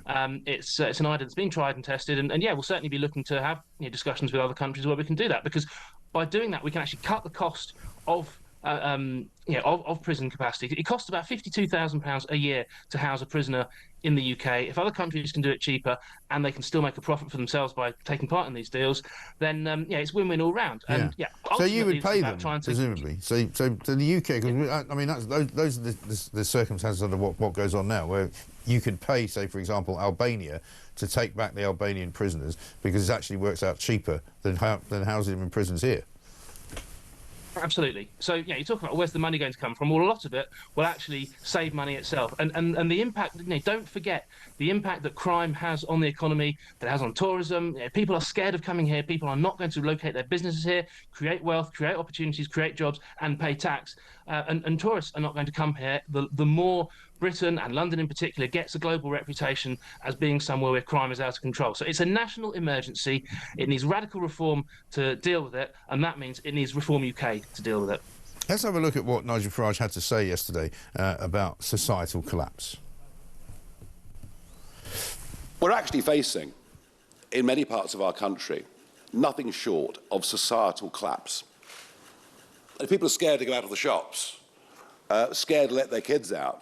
That is a society that is degrading, and it's happening very, very rapidly. So I want to be absolutely clear at the start of this 6-week campaign that Reform will be the toughest party on law and order and on crime that this country has ever seen. And how have you found the reception to those ideas, Alex, just in your kind of movements over the last 24 hours? Yeah, absolutely brilliant. My WhatsApps have not stopped buzzing with people saying, "Yeah, well done. This is exactly what the country needs." And yeah, it doesn't surprise me because in my work as a London Assembly member, crime in London is the biggest issue that residents that I speak to have been concerned about, and it's one of the key issues that I regularly try and hold Sadiq Khan to account for and his failings. So I'm very pleased that we've now got some really solid national policy backing for the work that I'm already doing in London. The team that we've got leading this, absolutely fantastic. I mean, obviously you have Nigel there, but Sarah Pochen as MP for Runcorn and Helsby and taking the kind of national lead on these issues, and Layla Cunningham, our new councillor in Westminster. The three of them there on the platform yesterday talking a hell of a lot of common sense, and I'm really, really excited about joining this 6-week campaign as we put these issues at the forefront of what we're talking about as a party, because someone needs to. The other party have let us down on this for far too long. It's time someone else stood up and be counted. Yeah, I've got a question for you about London actually in a second, but first up, a bit of breaking news. The government has announced the construction of the Sizewell C nuclear power plant in Suffolk, which will cost around £38 billion, with it being the biggest equity shareholder in the project. So an awful lot of government money, i.e. taxpayers' money, going in to construct this Sizewell C nuclear power plant in Suffolk. I believe that was underway already from the Tory years, actually, but they're going to finish it off, well, hopefully soon. But knowing Britain, it won't be ready for about 10 years or something like that. But let me ask you about a story on the front page of the Telegraph, because it has some resonance with mayors particularly, because it's something that Sadiq Khan has called for, as indeed as Andy Burnham in Manchester. And this is Angela Rayner putting a demand to Rachel Reeves to put a tax on tourists. Some people worry that it's going to be dangerous for hospitality, it's going to be difficult for hospitality, but I'm not necessarily against a tax on tourists, like what they call a bedroom tax. A lot of cities in the world have got it. What do you think? Well, it's unsurprising that the left's answer to anything is to tax it and to raise costs for consumers, tourists, visitors, whoever. And yeah, so I'm not surprised to see this being mooted as an idea. Personally, I'm not keen. My general principles, I'm not keen on higher taxes on anything. But in particular, the hospitality sector has taken an absolute battering over the last few years. Yeah. The disaster that was lockdown, followed by Rachel Reeves' budget last year, the national insurance hike. It's hospitality and retail are the sectors that are most badly hit by that, with sort of part-time, seasonal, low-paid, younger workers not now having their jobs being created. And you've seen every month since the budget, the number of jobs is falling in this country. So adding another tax to an already beleaguered sector, I'm not keen on at all, I'm afraid. Not even if it was going to benefit the local people of the city? Well, will it do that? If you raise more money, what are they going to spend it on? Fundamentally, we need to get a grip on public spending, and that means finding things to stop wasting so much money on in the first place, rather than just looking for more opportunities to tax more people and hit the economy. Because higher taxes, as we know, hit the economy in whatever way they're done. Let's try and encourage more people to come here and spend their money on local services and tourist attractions and all that kind of thing. If you're going to make it more expensive for people to come to this country and spend their money, then less people will come, and that won't do us any favours at all. OK. Let me just play you this clip from Keir Starmer yesterday. You may have seen it already. He was appearing in front of the liaison committee, and he made this rather baffling statement about housing in this country. I just want to get your view on it. Have a look. Just a pinpoint before. What other accommodation precisely are you planning to take over to provide temporary accommodation for families? Oh, there's lots of housing in many local authorities that can be used, and we're identifying where it can be used. But I mean, look. Could you give us? Have you got any examples you can give us? No, but I'll write in and give you details. Because I could say certainly in a number of our local authorities, I'm already picking up from around the table, there isn't a lot of spare housing available. If there were, councils would be able to be dealing with it by now. Well, exactly. Well, exactly. I mean, I can't work out what he's saying. Is he saying, well, exactly, I agree with you that there isn't any housing? Or is he going with his first statement, which he's going to write in about, to say, oh, there is some housing, but I can't tell you exactly where it is? What's he talking about? I honestly don't know what planet he's on some of the time, and I'm not sure he does either. Clearly there isn't a lot of housing spare. We have a housing crisis. I mean, there's no spare housing in London, as far as I know, is there? No. Not at all. It's more expensive and harder than ever to get on the housing ladder, whether that's for purchase or for rent. Rents are shooting up. We have 1.3 million on the social housing waiting list in England alone. The idea that there's huge amounts of housing that these migrants can move from the hotels to clear up the hotels, it's for the birds. And I honestly don't know what prompted him to say that, because clearly everybody knows it's nonsense. Yeah, absolutely right. Alex, good to talk to you. Thanks very much indeed. Alex Wilson, Reform UK's London Assembly member, says certainly no housing in London to speak of, so that wipes off the biggest city in Britain. Well, let's see where Starmer's going to write in to give him any idea of where there is some spare housing. Lewis says this: I saw overweight policemen near where I live chasing a young man out of a house a few years back. They couldn't keep up with him. They were bent over out of breath, and then an old deer walks down the street. They see her and start trying to run again, sticking their chests out as if they were on it. Yeah, well, this is the trouble. You're not going to get very far if you're an overweight police officer, I'm afraid. And Mark in Selby says, Mike, it's very shrewd for those protesting against the real threat in their communities posed by hotels full of illegal immigrants by having women and children front and centre of the protest. Why the police need to have riot gear donned to deal with them is beyond me. The pro-Palestine marches don't have such a response by the police. I say, well done, the Protect Our Children movement. Let's see Labour tarnish them with far-right slurs. Well, of course, they are trying to do that. We'll be speaking later on in the show to one of the women who was at the protest at the weekend. We'll be getting her view on what's likely to happen in the coming days. This, of course, is Morning Glory. The migrant tracker there, 46,776 since Starmer came into power in July of last year. Coming next, though, Lucy White joins us. We're going to find out what's been going on in the world of migrant crossings.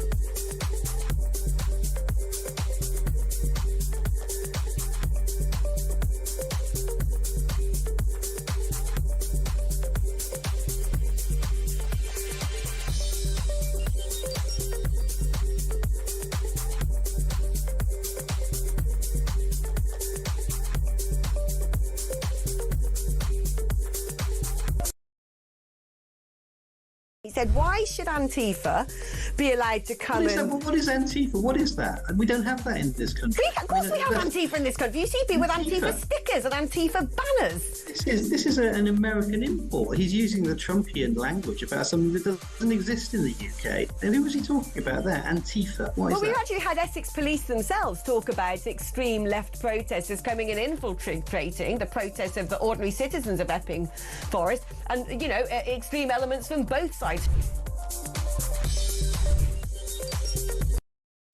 Is across the UK on DAB+, on your smart speaker, on your smart TV, and on your side. This is Talk. Welcome back to Morning Glory. I'm Mike Graham, 7:22. Julia in York says, Starmer is a serial liar. He can't help it. Surely, in his position, blatant lying makes his position untenable now. Misleading the public, misinformation, constantly being fed. Well, let's get a voice note from Sally. Lovely start to the show as usual. Starmer's answer to the number of houses. Do you know, I used to think he was an absolute buffoon, but now I'm beginning to really get quite worried about his sanity, and I don't mean that in jest. This is our Prime Minister. It's really extraordinary what he said yesterday. I mean, that's not the only clip we're going to show you this morning, but, I mean, you know, he doesn't perform well. He comes out with rubbish. He bears no resemblance to somebody who's got a grasp of his brief at all. And for a lawyer, that's pretty unforgivable. You know, the idea that he says to Meg Hillier, I'll write in with some ideas of where these houses are. He doesn't have them in his head. He doesn't have them on the tip of his tongue. He didn't think he was going to be asked that question. Some more bad news for him, by the way. New figures from the Office for National Statistics this morning show that borrowing in June was £20.7 billion in June alone. That's £6.6 billion more than last year, the second highest since records began in 1993. And it's behind, of course, June 2020's figure. The OBR forecast the figure would be £17.1 billion. And Richard Hayes, the acting ONS chief economist, says the rising cost of providing public services and a large rise this month in the interest payable on index-linked gilts pushed up overall spending more than the increases in income from taxes and national insurance, causing borrowing to rise in June. And there are plenty of economists now, Liam Halligan amongst them, from the Telegraph, who are saying this is causing us to be entering a very dire phase of what can only be described as economic uncertainty and possible economic collapse. I'm not joking. I've just tweeted this one out as well. June borrowing higher than expected, £20.7 billion. Don't forget, this is a government who said when they got into power, they discovered a £22 billion black hole. Well, they borrowed practically that in the month of June alone. And they borrowed practically that in the month of May alone. And they borrowed practically that in the month of April alone. So since the new tax year, shall we say, April the 1st to now, 3 months, April, May, June, first quarter of the new tax year, they've basically borrowed 3 times what they claim they inherited as a black hole, £22 billion. They borrowed nearly 60 billion. Incredible. Let's talk to Lucy White, public policy specialist, though, because not only are they failing economically, they're also failing when it comes to the small boats crisis. I don't really call them small boats anymore, Lucy, because they're quite big boats, aren't they? But let's face it, you know, this problem is going from bad to worse. We've got Starmer claiming yesterday that we've got plenty of places we can put these migrants, loads of houses, we're going to move them out of hotels. We've got the Epping problem where ordinary residents are sick to death of seeing, you know, unaccompanied men, undocumented men wandering around in the town. The same in Diss, up in Norfolk. I mean, where's this going to end? Yeah, good morning, Mike. Morning. That's a very good question. When is it going to end? I think also what's quite interesting today, you know, take note of this, the 22nd of July. We've just seen Labour's new immigration reforms for skilled visas has come in. So I think, you know, they've seen that the numbers of small boat crossings is now plus 46,000 this year alone. And now they're trying to reduce the actual number of skilled visas by £100,000. Right. Sorry, 100,000 visas a year reduced. So perhaps I can just run through those sort of 6 points on those reforms, just because I think it's quite interesting to touch upon. So the first thing is now to have a skilled visa, the Home Office is saying that an individual needs to be university educated, whereas previously they just had to have A-levels. Yeah. And those on a lower skilled labour visa now cannot bring dependents, which will help to reduce the number of migrants coming in. Yeah. The threshold for those to have a skilled visa is now £41,700. So that's the salary that you need to be on in order to come here. They have completely scrapped the health and care worker visa. And in addition, they are going to increase the English level requirement from level B1 to B2, which is essentially you need to be quite, you know, have a level of not quite fluency, but efficiency in speaking the language. But my concern is, Mike, even with all these reforms, yes, even if you bring down the number of visas by 100,000 a year, there's far too many. So in 2023, there were over 300,000 visas. So I think the problem is, of course, illegal migration, but the underlying huge, you know, elephant in the room is legal migration. The problem as well is that the system has been abused so much over the years, hasn't it? Just a little bit of breaking news before we carry on. Kemi Badenoch apparently is set to reshuffle her shadow cabinet, we're hearing this morning. So James Cleverly, who previously served in government as the Foreign Secretary and Home Secretary, is expected to return to the front bench as part of the changes. We'll bring you more on that as it happens. But what I was going to say to you, I'm sorry to interrupt you there, Lucy, was we know a lot of these visas have been sort of obtained, shall we say, by deception, where you've got people being hired as, expert workers in kebab shops, and people who have been sort of brought in as DJs, and people who say that they're, especially skilled in, foot massage and all this kind of rubbish. And they've been able to get into the country and bring other people with them. There's a story in the Telegraph today about how Pakistani migrants have been tricking their way into Britain with fake visa documents, which they're basically buying for up to £50,000 a time on the black market. Yeah, exactly. I read that as well this morning. So I genuinely do think that we need a blanket ban on migrants coming in from Pakistan, because they just cause us nothing but problems. We recently had an issue in the Home Office where an asylum seeker worker called Imran Mullah was seen to be granting asylum applications in exchange for £2,000 to £3,000 per application. Yeah. So there's embedded within the Home Office as well is corruption, but also incompetence.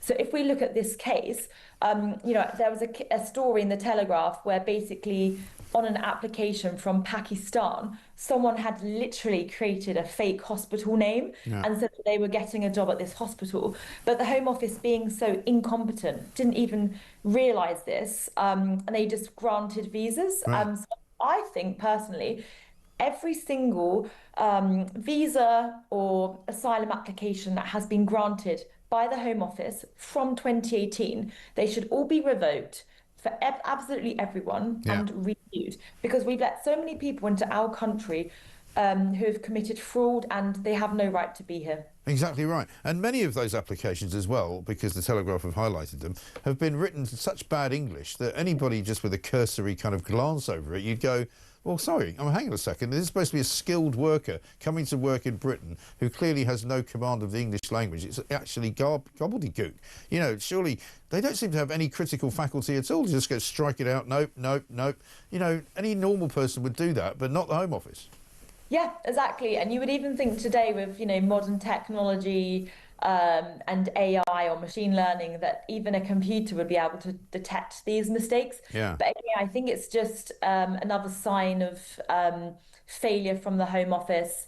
And as I say, I would completely scrap and abolish many parts of the Home Office. I think Yvette Cooper has a lot, she has a lot to do with this in terms of the blame. She has to take accountability. Why on earth is this happening? And what is shocking to me, Mike, is if we go back to 2023, this year for me is very pivotal in terms of the gross misconduct in the Home Office. So net migration was 906,000. That's just shy of 1 million. Yeah. And if you look at the figures, 96,000 EU migrants had left. And coming into our country in 2023, there were over 1 million non-EU nationals. And those non-EU nationals, they're not from countries that are, quite compatible and Western and civilized like the US and Australia. No. The top 5 countries that were granted citizenship or visas, etc., that came in 2023, in ranking, the top 5 were India, Nigeria, the Philippines, Zimbabwe, and Pakistan. Yeah. And so people wonder, why is there an influx of third world, nationals in our country?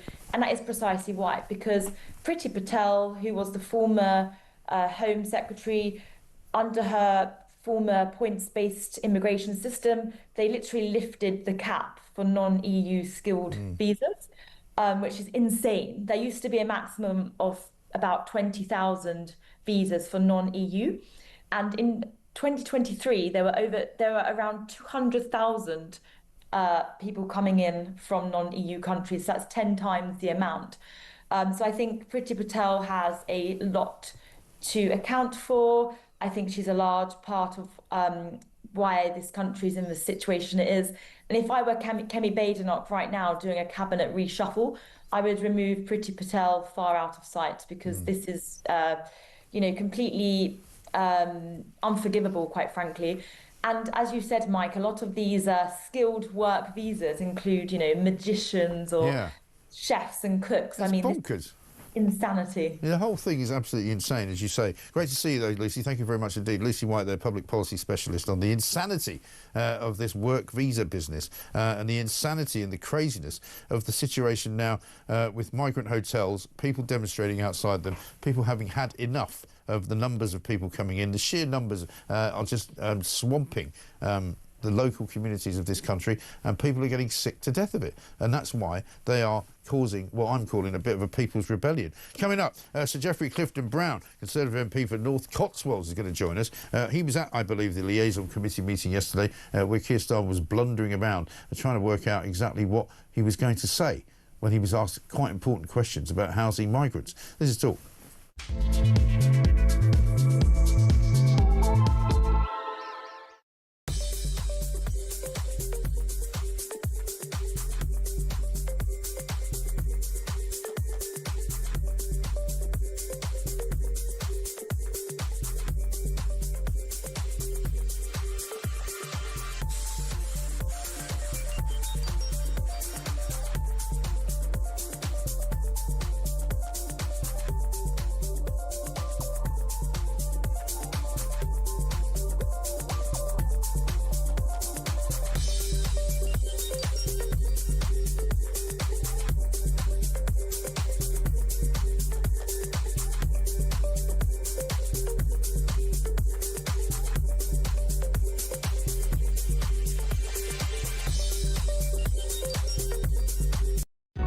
Across the UK, on DAB+, on your smart speaker, on your smart TV, and on your side.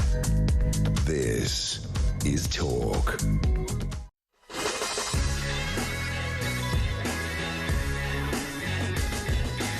Welcome back to Morning Glory, 7:35. I'm Mike Graham. Joe in Chester says, Mike, you have to stop talking Starmer. And when my mum hears him, she gets angry. Angry mum bakes out of frustration. So far, we have chocolate fudge cake, Victoria sandwich, fruit scones and lemon drizzle cake.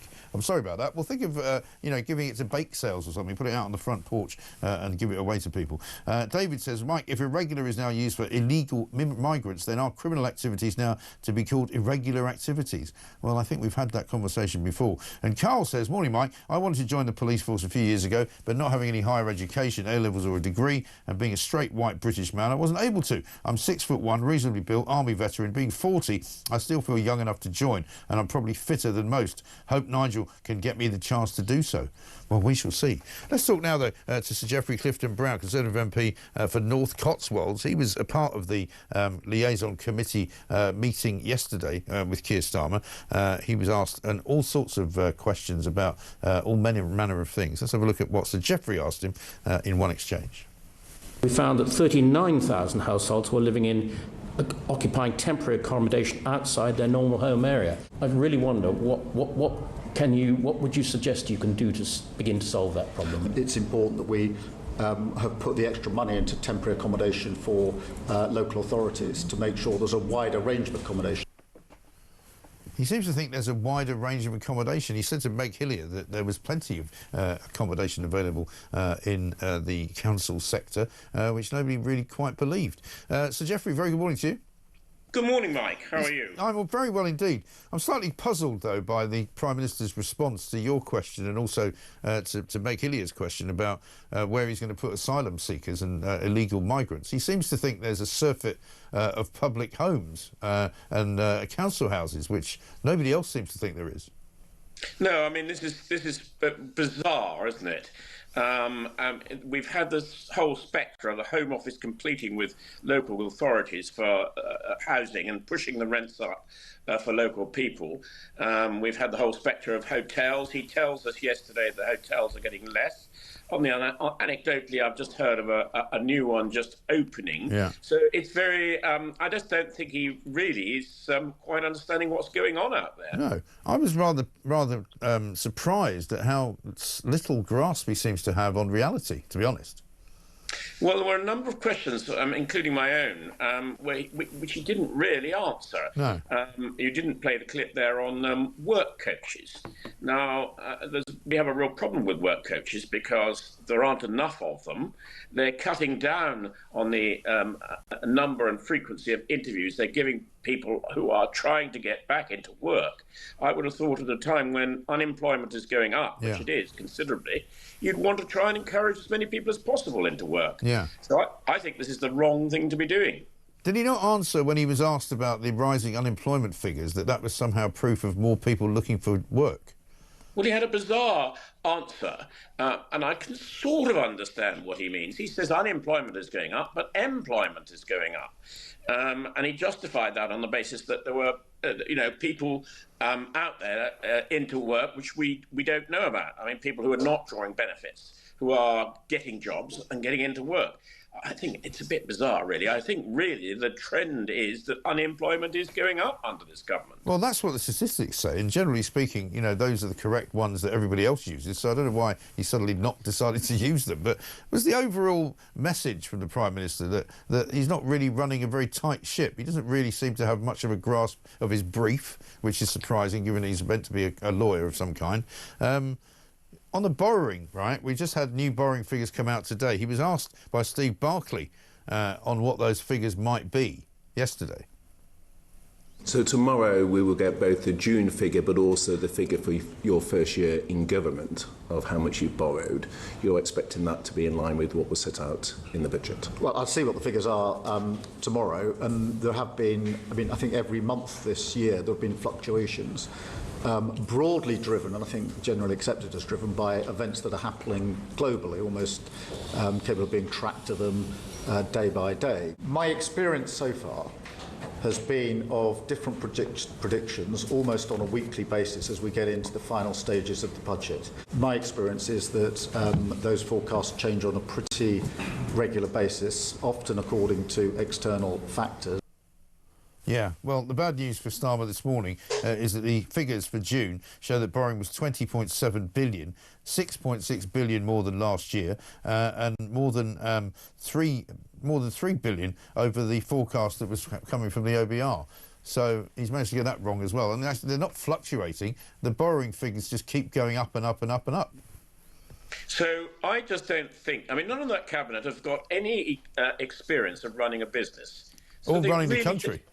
Or running the country. But the worrying point about this borrowing, so your listeners are absolutely crystal clear, this is costing us over £100 billion a year merely just to service that borrowing. Now, that's larger. That money is completely dead money, and it's larger than most departmental budgets. I think this economy, sadly, is getting into a bigger and bigger muddle. Well, it really is. And Liam Halligan, very well-respected journalist and economist, wrote in The Telegraph this week that we are getting dangerously close to the kind of 1970s situation where we might need to be rescued and bailed out because we simply can't afford to keep borrowing this money. And after a while, people will stop loaning it. Well, do you remember, you remember when the Chancellor was on the aircraft to go to the IMF to be bailed out in the 70s? I do. And we may well get there again. This is a really, really serious situation. It really is. And that's my fear, is that watching Keir Starmer yesterday, I didn't get the indication that he realises quite how serious his problem is, that he doesn't really get it. No, I think that's exactly right. I don't think either he or Rachel Reeves really understand the very, very difficult situation we're in with the economy. And they're not taking any steps to deal with it. And a responsible government would say, look, we can't go on borrowing this amount. We've got to find some savings somewhere and stop spending all this money. Yeah. But everywhere they look to save money has kind of fallen away and turned to dust because, we've seen the pensions, winter fuel allowance not really producing as much money as it was supposed to. The welfare bills collapsed, so there's no money coming from that. The farmers' inheritance tax they haven't even started on yet, so they've got nothing coming from that. The VAT from private schools seems to have gone into housing, hasn't actually created any jobs or any benefit for the education sector whatsoever. Every single thing that they have touched has not done what it was supposed to do. Well, the problem is, Mike, that their solution for everything is more money. You didn't play the clip of what he reeled off in relation to housing, a whole range of things that he's doing, all of which cost more money. Yeah. Now, in a really serious economic situation, you should level with the British people and say, look, we are in a very difficult economic situation. We cannot go on borrowing more and more money. We are having difficulty taxing people because we're already at a record level of tax since the Second World War. We have to find some savings. And I'm sorry, your pet scheme, you might have wanted it to go ahead, but it simply can't because we can't afford it. Did he mention free breakfast clubs? He seemed particularly keen on those. Yes, he repeated that several times, didn't he? He loves the free breakfast club, doesn't he? Absolutely. But, you know, it's not costing a huge amount of money, but every one of these schemes is all adding up, and they are collectively costing a great deal of money. Yeah, absolutely. Just final question for you, Sir Geoffrey. I don't know whether you've got any ambitions in this direction. We're hearing that Kemi Badenoch's launching a reshuffle very, very soon, liable to bring Sir James Cleverly back, which is probably quite a good idea. Are you hearing anything on that front? Is anybody out or anybody in that you can tell us about? Well, I can't tell you who's out and who's in, but I did hear a strong rumour yesterday there is going to be a reshuffle. No, I have a perfectly good and a very big job chairing the Public Accounts Committee. That's really important because we are unearthing the figures that we will use to demonstrate this government is getting into a real economic problem. So my job is really important. It's a big job, 2 public hearings a week. So I'm absolutely certain I won't be being considered for any of these reshuffle jobs. Right. And just one final thing. You know, when Keir Starmer said that he couldn't tell us where these housing positions were, where these opportunities were for public housing, he said he was going to write in to the committee to give his details of where these houses are. Does he have a deadline for that? Do you have a way of enforcing him to do it today? No, we don't have a way of enforcing it, but I think this is a pretty powerful committee, this liaison committee. And this, after all, is the committee of all committee chairs. Meg is pretty tough. She's one of the Labour rebels over the benefit reforms. So I think she will be on his tail if he doesn't reply within the next month or so. Right, the next month. Oh well, he's got plenty of time to cook up some housing availability then. Yes, he'll come up with some bizarre examples of the odd place where there is some housing. Yeah, maybe he's got a spare place in Kentish Town. Covers the risk of fire bomb. Sorry, I shouldn't mention that. I thought it had caught fire, but no, I might be wrong there. Yeah, it's going a bit cheap. It's a bit of fire damage, not to worry. Sir Geoffrey Clifton-Brown, thank you very much indeed. The Conservative MP, North Cotswolds. Let's get a voice note from Steve. Let's stop pretending that these illegal immigrants are anything but illegal immigrants. They're not refugees. The criteria for claiming is ridiculous. Many of them that are coming are from Eritrea. There's no war in Eritrea. They're allowed to come here to avoid national service in their own country. How ridiculous is that? These are lazy cowards who don't want to serve their own country and community via national service, so we'll put them up in a hotel and give them a council house and benefits for life. It's insane. Let's stop pretending this is anything but wanted by the government. They want them here. Anyway, guys, have a wonderful day. Steve, thank you very much indeed. I'm not sure you're right about Eritrea, though. I think there is some kind of conflict going on in Eritrea. It might not be a full-blown war, but they're fighting in Sheffield the other week because there's 2 sides to some kind of... There's pro-government, anti-government, and they were all fighting in the street in Sheffield because there's so many Eritreans here. But, yeah, I take your point. There's no way that we should be housing all of these people. There's no way that we should not be deporting them all. There's no way that we should be allowing them to come here seeking, you know, a better life. They might want a better life. Doesn't mean you can have one. You know, what about our lives, which are getting worse? Morning, Mike, says Tony. The chap who got a letter from the school telling him not to turn up in a costume or a mask, does that mean it includes all types of masks that delivery riders wear?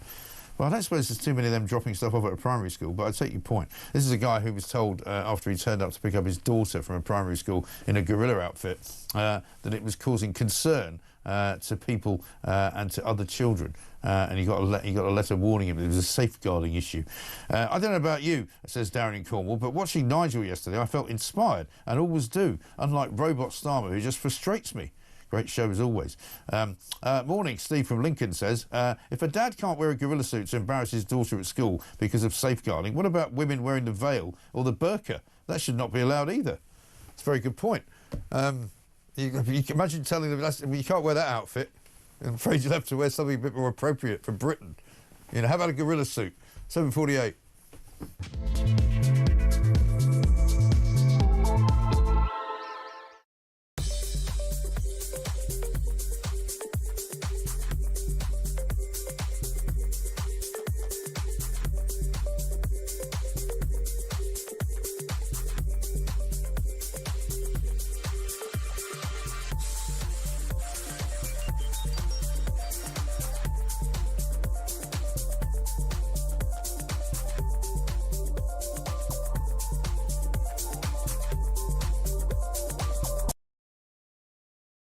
It's not hard, is it, to say, look, you know, things are going wrong and we're going to put them right? No, it's not hard, and the other parties have been so silent. They've sold us out. People do not feel safe, and the basic duty of government is to keep us safe. It's what we pay our taxes for. But police have been cut, prison places, they haven't built enough. They've let in thousands upon thousands of unvetted men who don't have our values, who don't respect women. And to top it all up, we're housing them in nice hotels paid for us. Yeah. Across the UK, on DAB+, on your smart speaker, on your smart TV, and on your side. This is Talk. Welcome back to Morning Glory. I'm Mike Graham with you all the way through until 10 o'clock. Alex Fitz in for Julie Hartley-Brewer all this week. It's coming up to 10 minutes to 8. If you've got a story, by the way, that's affected you or your family and you think we should know about it or investigate further, email us at tips@talk.tv. In fact, I got a story that came in to us last night, and this came from somebody in Neath. Port Talbot Council putting solar panels on all existing council houses, says Sarah, who's a listener from there. My next door neighbour, whose house is still council owned, is getting them put on free of charge. No one in the property has moved since I moved in, has worked there rather, since I moved in next door in 2006. I can't afford to pay for solar panels and have worked all my life and strive to have a nice property. This country is nuts.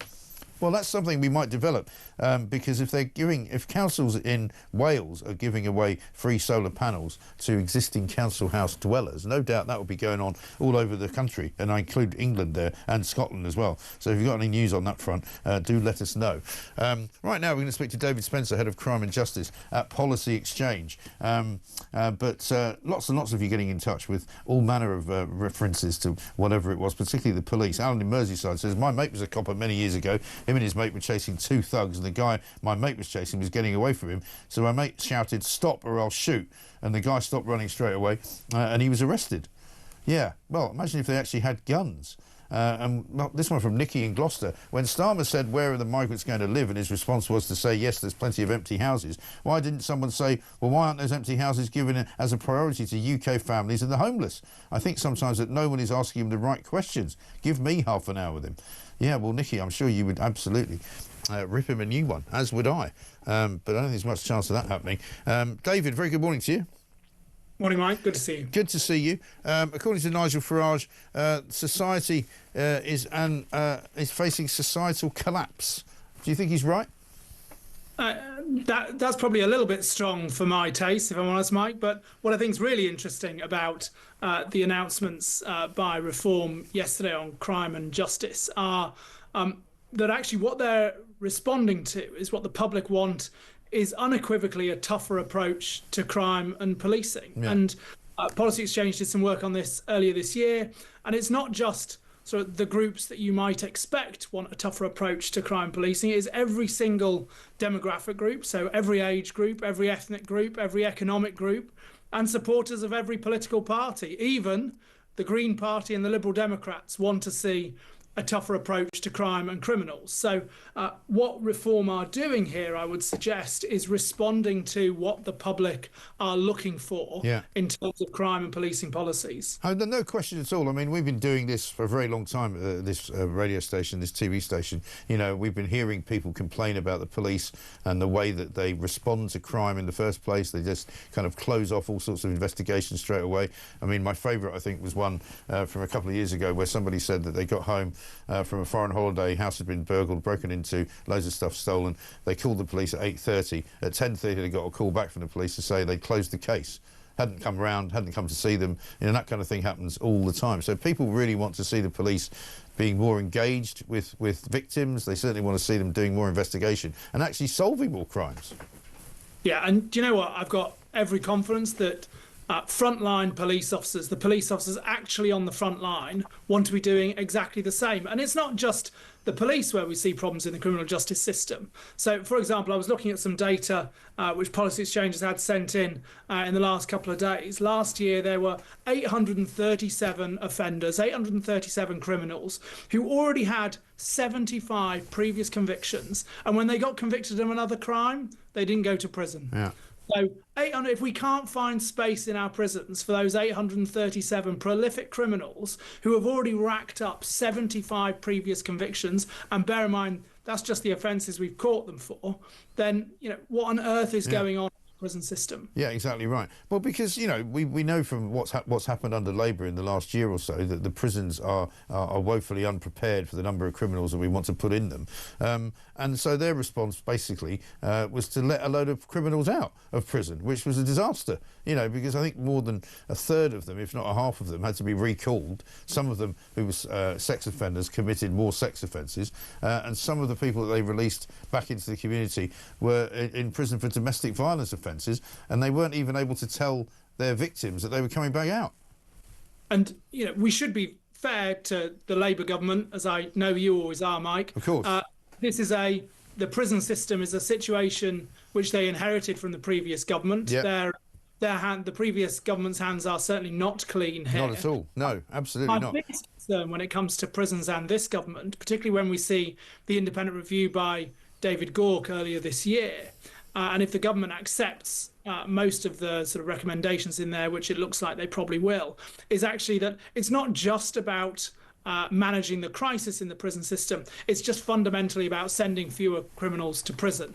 And if that's the case, if that's the ideological position that this government are taking, that is really problematic. Well, I think so too, yeah, absolutely right. They say they're building more prisons, but I don't know how long that's going to take. But the other problem I saw this week is that I think the number is something like 76,000 cases in a backlog of cases in the county court system, which means that some people who are, sort of scheduled for a trial of one kind or another in the criminal courts are going to have to wait till about 2029.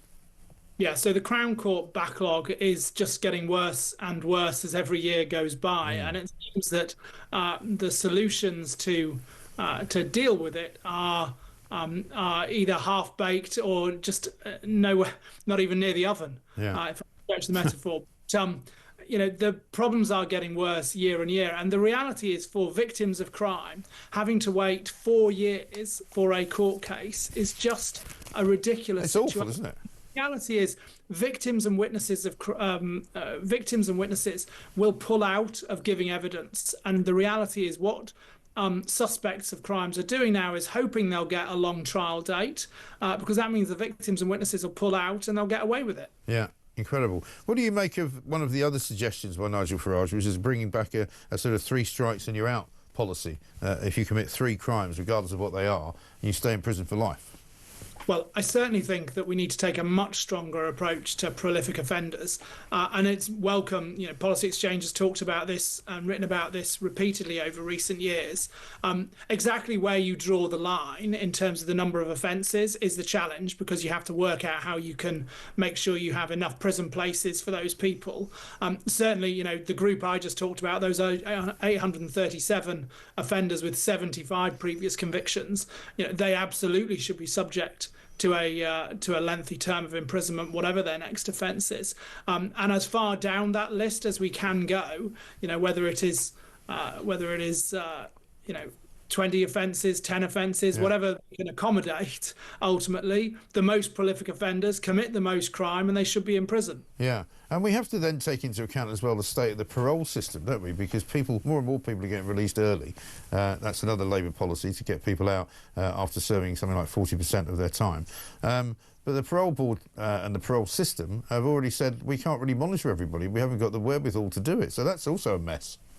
Yeah, and the automatic release system which exists in this country is just problematic in itself. Yeah. So, you are automatically released for most offences at around, well, it depends exactly where, but the 40-50% point. The latest reviews are suggesting that will be further cut as well. So there's no requirement for good behaviour in prison particularly. There's no you don't have to earn your release through rehabilitation programs or education, which might make you less likely to offend when you're out of prison. And so certainly the whole structure of this, where you're just automatically released, seems like a bit of a farce. And it just makes a mockery of the public looking at the system, because a judge will say, I'm sentencing you to 5 years in prison. Actually, if you only get 2 years, well, I mean, ultimately the public are being lied to about this. Right. Well, quite, and we still have the case of Lucy Connolly, which I know is an isolated case, but it's, you know, she's a touch point for an awful lot of people. You know, still serving time in prison, 31 months for basically sending a tweet. You know, one of the sex offenders who was put in prison just this week for a migrant offence against a young woman in this country got less time. And this is where the public look at this sort of comparison, understandably, and just cannot understand what on earth is going on in our criminal justice system. Whatever the rights and wrongs of individual cases, and certainly the sex offender that you're talking about, it is astounding to me that the sentence is that short. But whatever the rights and wrongs of individual cases, when you compare, as inevitably we all do, when you look at that comparison, it just seems like the system is very much awry. Yeah, absolutely right. David Spencer, great to talk to you. Thank you very much indeed. Head of Crime and Justice at Policy Exchange. Very sensible man. This from Vinny. Starmer needs a check from the neck up. Quite right too. Keir Starmer is now our Joe Biden. Nigel is our Donald, says Alan. Can't argue with that. More coming up in the next hour after the news.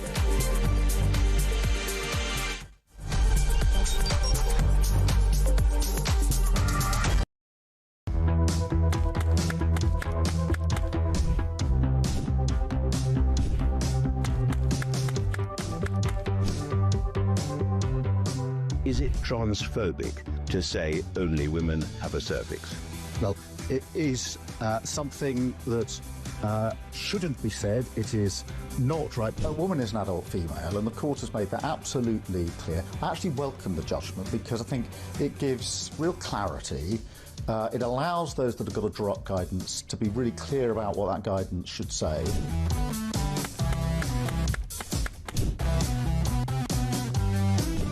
If you want to fight for Remain, vote Labour. Now, there are some who say we don't need Brexit to work. We need to reverse it. I couldn't disagree more.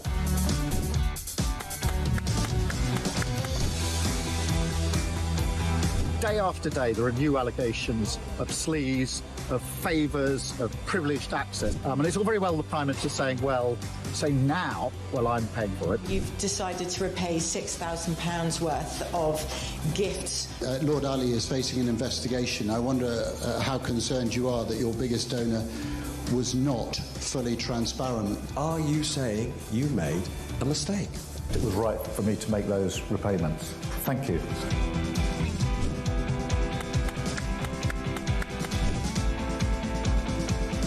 Of course, I wouldn't want Donald Trump round for dinner, but don't underestimate the danger to the world if Trump is re-elected this time around. I'm anti-Trump. I would like to send my warmest congratulations to President Trump on his inauguration as the 47th President of the United States.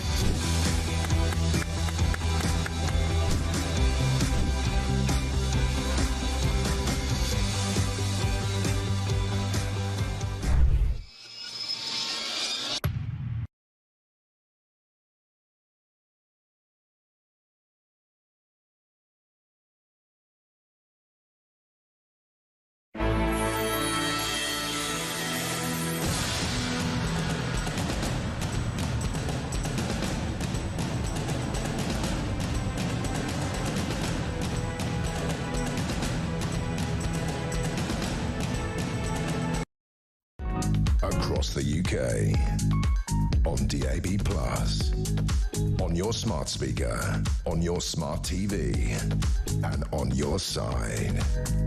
This is Talk.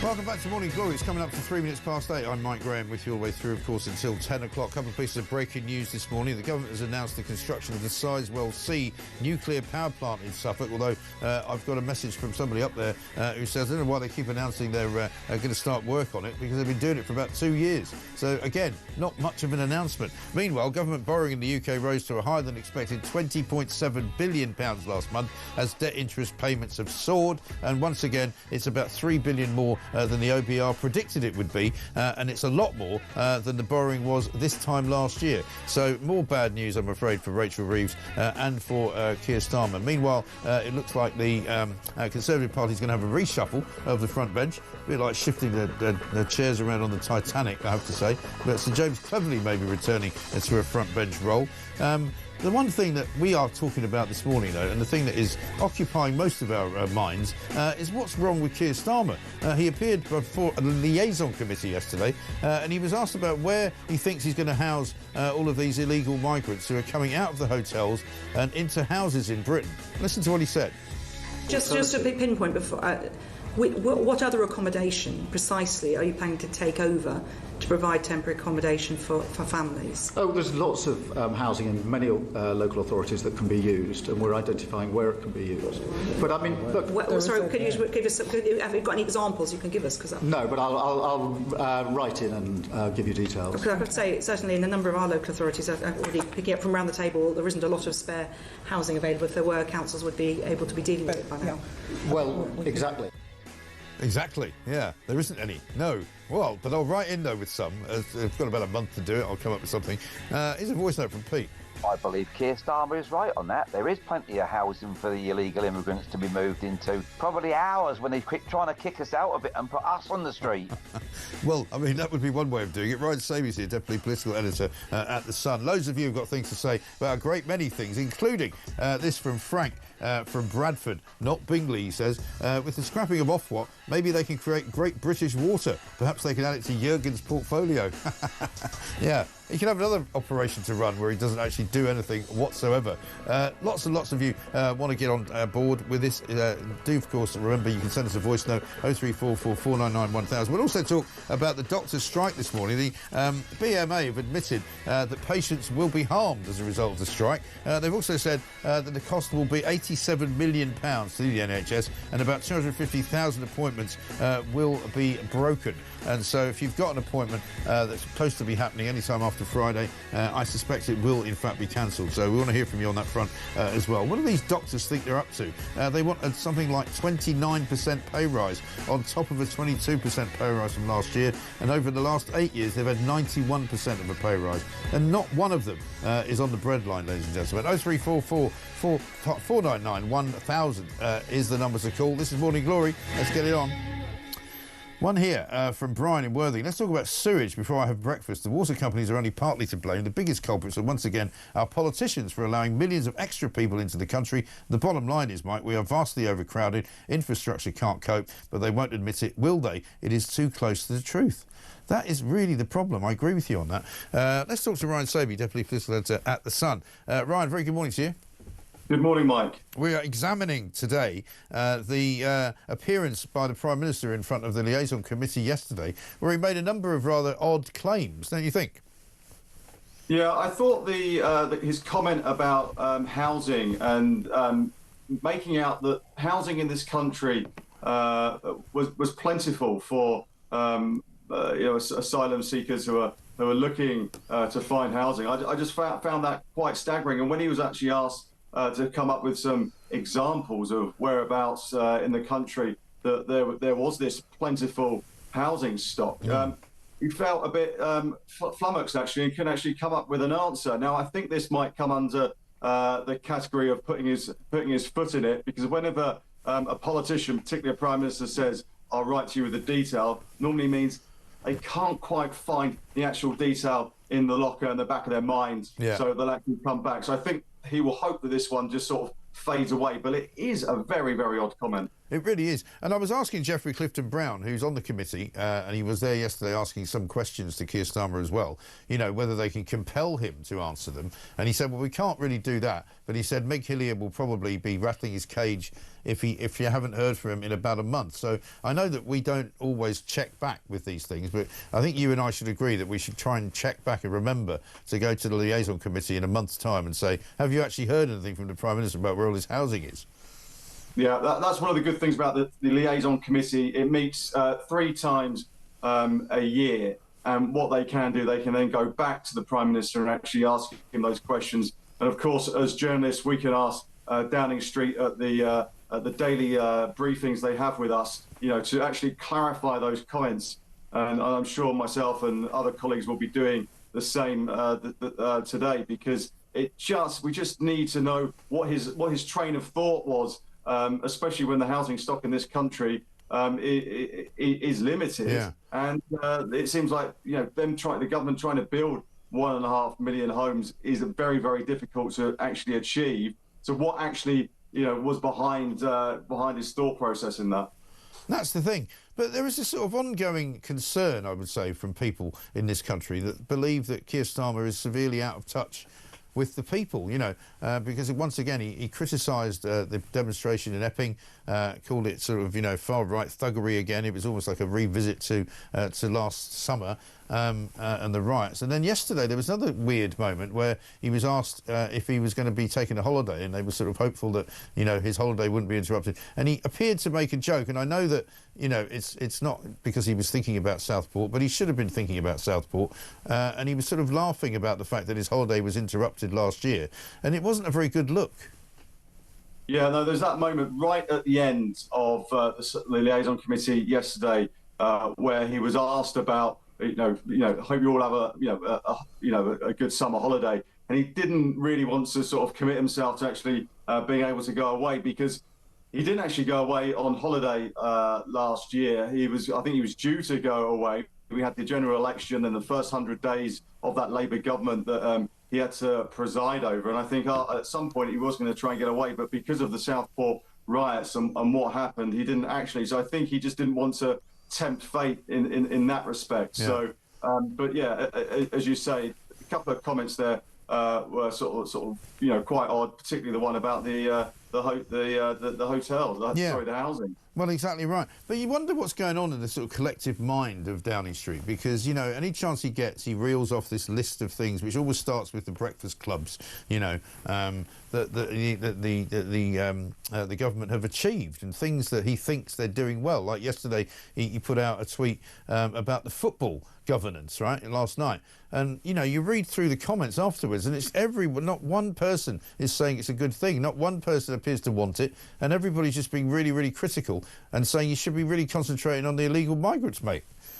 Yeah, I think if you look at the things that he does reel off, whether it's the increase in free school meals, the football regulator, whether you like it or not, these are kind of, they're big announcements. But I think what the public want to see is action on the big 2 or 3 issues that really, really affect them, or they seem to be affecting their communities, whether it's migration, the cost of living crisis, or the NHS. And I think as brilliant as maybe some of those announcements are, what he needs to really fix is those big picture things. And unless he gets a grip on that, that's really going to define his time in Downing Street. So, the number 10, and they will say that all those decisions, free school meals, feed into that, the government getting better. But actually, let's look at the big picture. Let's look at the big issues, and he really needs to solve those. But let's also look at the things that they're claiming. Yesterday he put out a tweet that said, "We're fixing Britain's broken water industry, tackling pollution and backing customers. No more neglect, no more excuses. We promise change, we're delivering it." When they originally put that tweet out, it was actually corrected by a community note, which said that pollution under Labour had got worse. And this morning, we wake up to a story in the Daily Telegraph where it says dozens of Britain's beaches have been blighted by sewage spills as school summer holidays begin. And this is just the beginning of the summer holidays, right?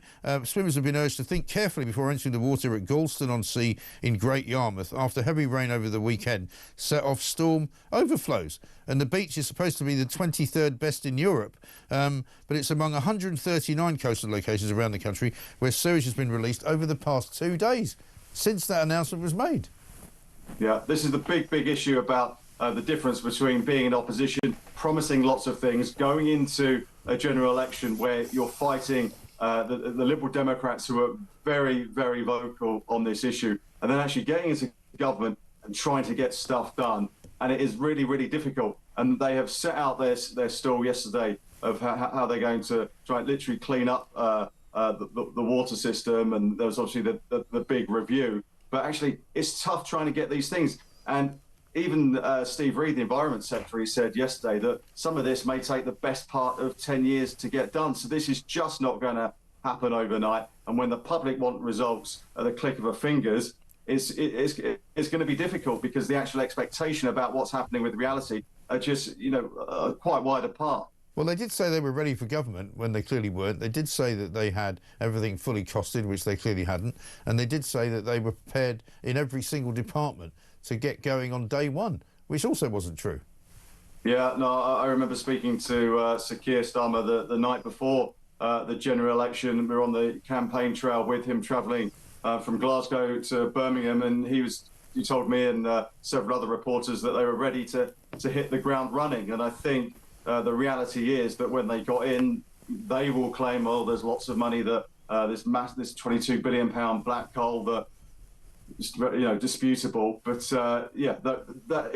I think the point is that it was very, very difficult for them, to match the reality of what they were trying to do when they were campaigning. So, and I think that what the last year has borne out, that it's tough. It's being in government and making those decisions, and the cogs of Whitehall, the cogs of the civil service just don't turn quickly.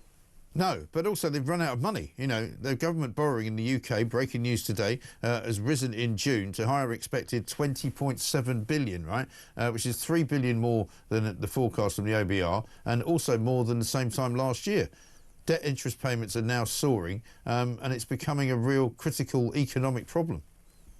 Yeah, so the fact that we've got borrowing that has gone up, the biggest for June, apart from a pandemic, sort of sets in train issues that will be leading up until the budget, because you have those borrowing costs that are high, you've got inflation that is pretty sticky, you're going to have some downgrades probably to the UK economy from the independent watchdog as you lead into this into the budget in the autumn. And the fact is that Rachel Reed is probably going to have to find somewhere in the region of sort of 20 to 30 billion pound just to balance the books. So she's got to do some accounting that actually fills that. And where does she go? She has already said that the low-hanging fruit that she took last October has already gone. She's already gone for national insurance on employees. She only wants to go back to that so many times. Where else does she go to find those billions and billions of pounds? She says that there's not going to be sort of a wealth tax. Could there be several sort of increased wealth taxes in terms of, is there going to be harsher sort of levies on, capital gains tax, inheritance tax, etc.? Yeah. Let's just wait and see. But the void has to be filled. Well, Angela Rayner wants a tax on tourists, according to the Telegraph. Think that'll happen? Yeah. Well, I think on that, I think this is part of the power struggle between Angela Rayner and the rest of government, particularly the Treasury. She wants more power to be devolved to cities and sort of councils across the country. Now, what will then happen is that the likes of Sadiq Khan could have the powers to increase taxes for tourists in London. Andy Burnham could do the same in Manchester. Yeah. The trouble is, by adding a surcharge to every time you check into a hotel, is that actually going to turn away a lot of tourists? So you may be raising a little, some money in tax, but the actual, the sort of the impact on the wider economy in those regions will be off the scale. And I think the trouble is, the hospitality industry and where people spend their money in and around those hotels, attractions, they're gonna feel the impact of that. Well, people have pointed out to me since I said, I'm not necessarily against the hospitality tax or tourist tax for people staying in hotels in Britain. In other countries where it works well, they don't have the high levels of VAT that we have. So we have a 20% tariff on everybody staying in every hotel room in London or Manchester or Glasgow or Cardiff or Dublin or Belfast. However, they can charge, say, a 5% tax on tourists or a 10% tax on tourists because they don't have that 20 already. Because we have that 20, I think it would be really, really damaging. Yeah, no, just look at the sums, and when people are, coming to this country, looking at, you look at how much hotels cost in this country compared to other countries, it does seem to be expensive. Then you add another possibly 2, 3, 4, 5% on top of that. then people start to think, well, should we go to London for our summer holiday, or should we go somewhere else in Europe, or should we just stay put? Yeah. So I think they're the big questions that have to be asked. But I think I think the Treasury will probably be fighting against this one just because of that. The knock-on effects for the rest of the country and or the wider economy. Sure. I'll finish up just by playing you another clip from yesterday's liaison committee meeting. This is the Prime Minister quizzed on his achievements. Is there anything you would, what different approach you've taken now you've had to sat in the hot seat? Well, I think we could engage Parliament more. I don't doubt that, but I do think it's important for us to remind people of what improvements we have done to the NHS, what we've done on free school meals, breakfast clubs, childcare, school uniforms, what we've done in terms of the investment we've put into road and rail. So from that list of achievements, what's been your best moment in the last year as Prime Minister? Oh, walking into Downing Street and taking up the job of governing, and I wouldn't swap a single day in government for years and years in opposition. Well, as long as you're happy, Keir, that's all right then. Imagine if you could walk out again. That would be good, wouldn't it? Yeah. Let's get a voice note from Ryan. Thank you very much indeed. Chris on housing. Good morning, Mike. It's Chris in Northants here, enjoying the show as always. Come on, mate, give old Starmer a break. There's plenty of housing spare in this country. I can think of a few already.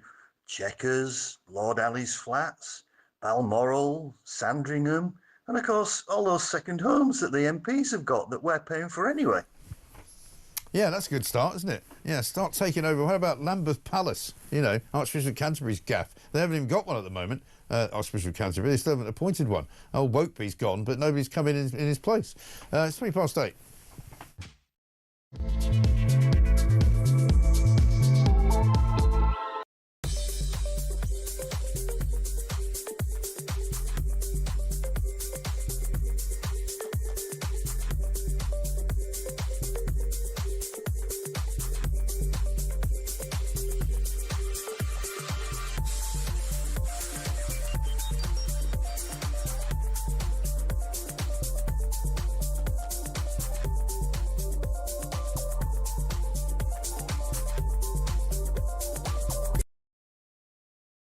They're being put in 4-star hotels, 3 meals a day, pocket money, free medical care, free dental care, and a chance to work illegally at the same time.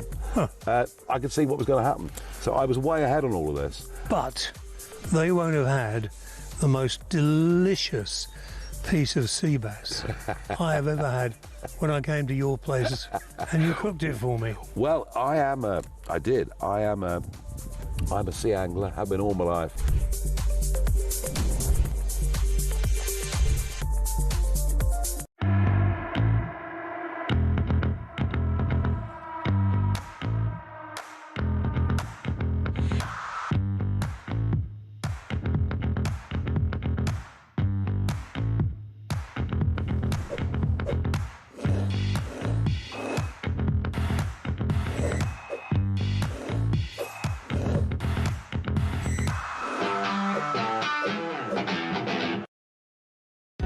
Across the UK, on DAB+, on your smart speaker, on your smart TV, and on your side. This is Talk.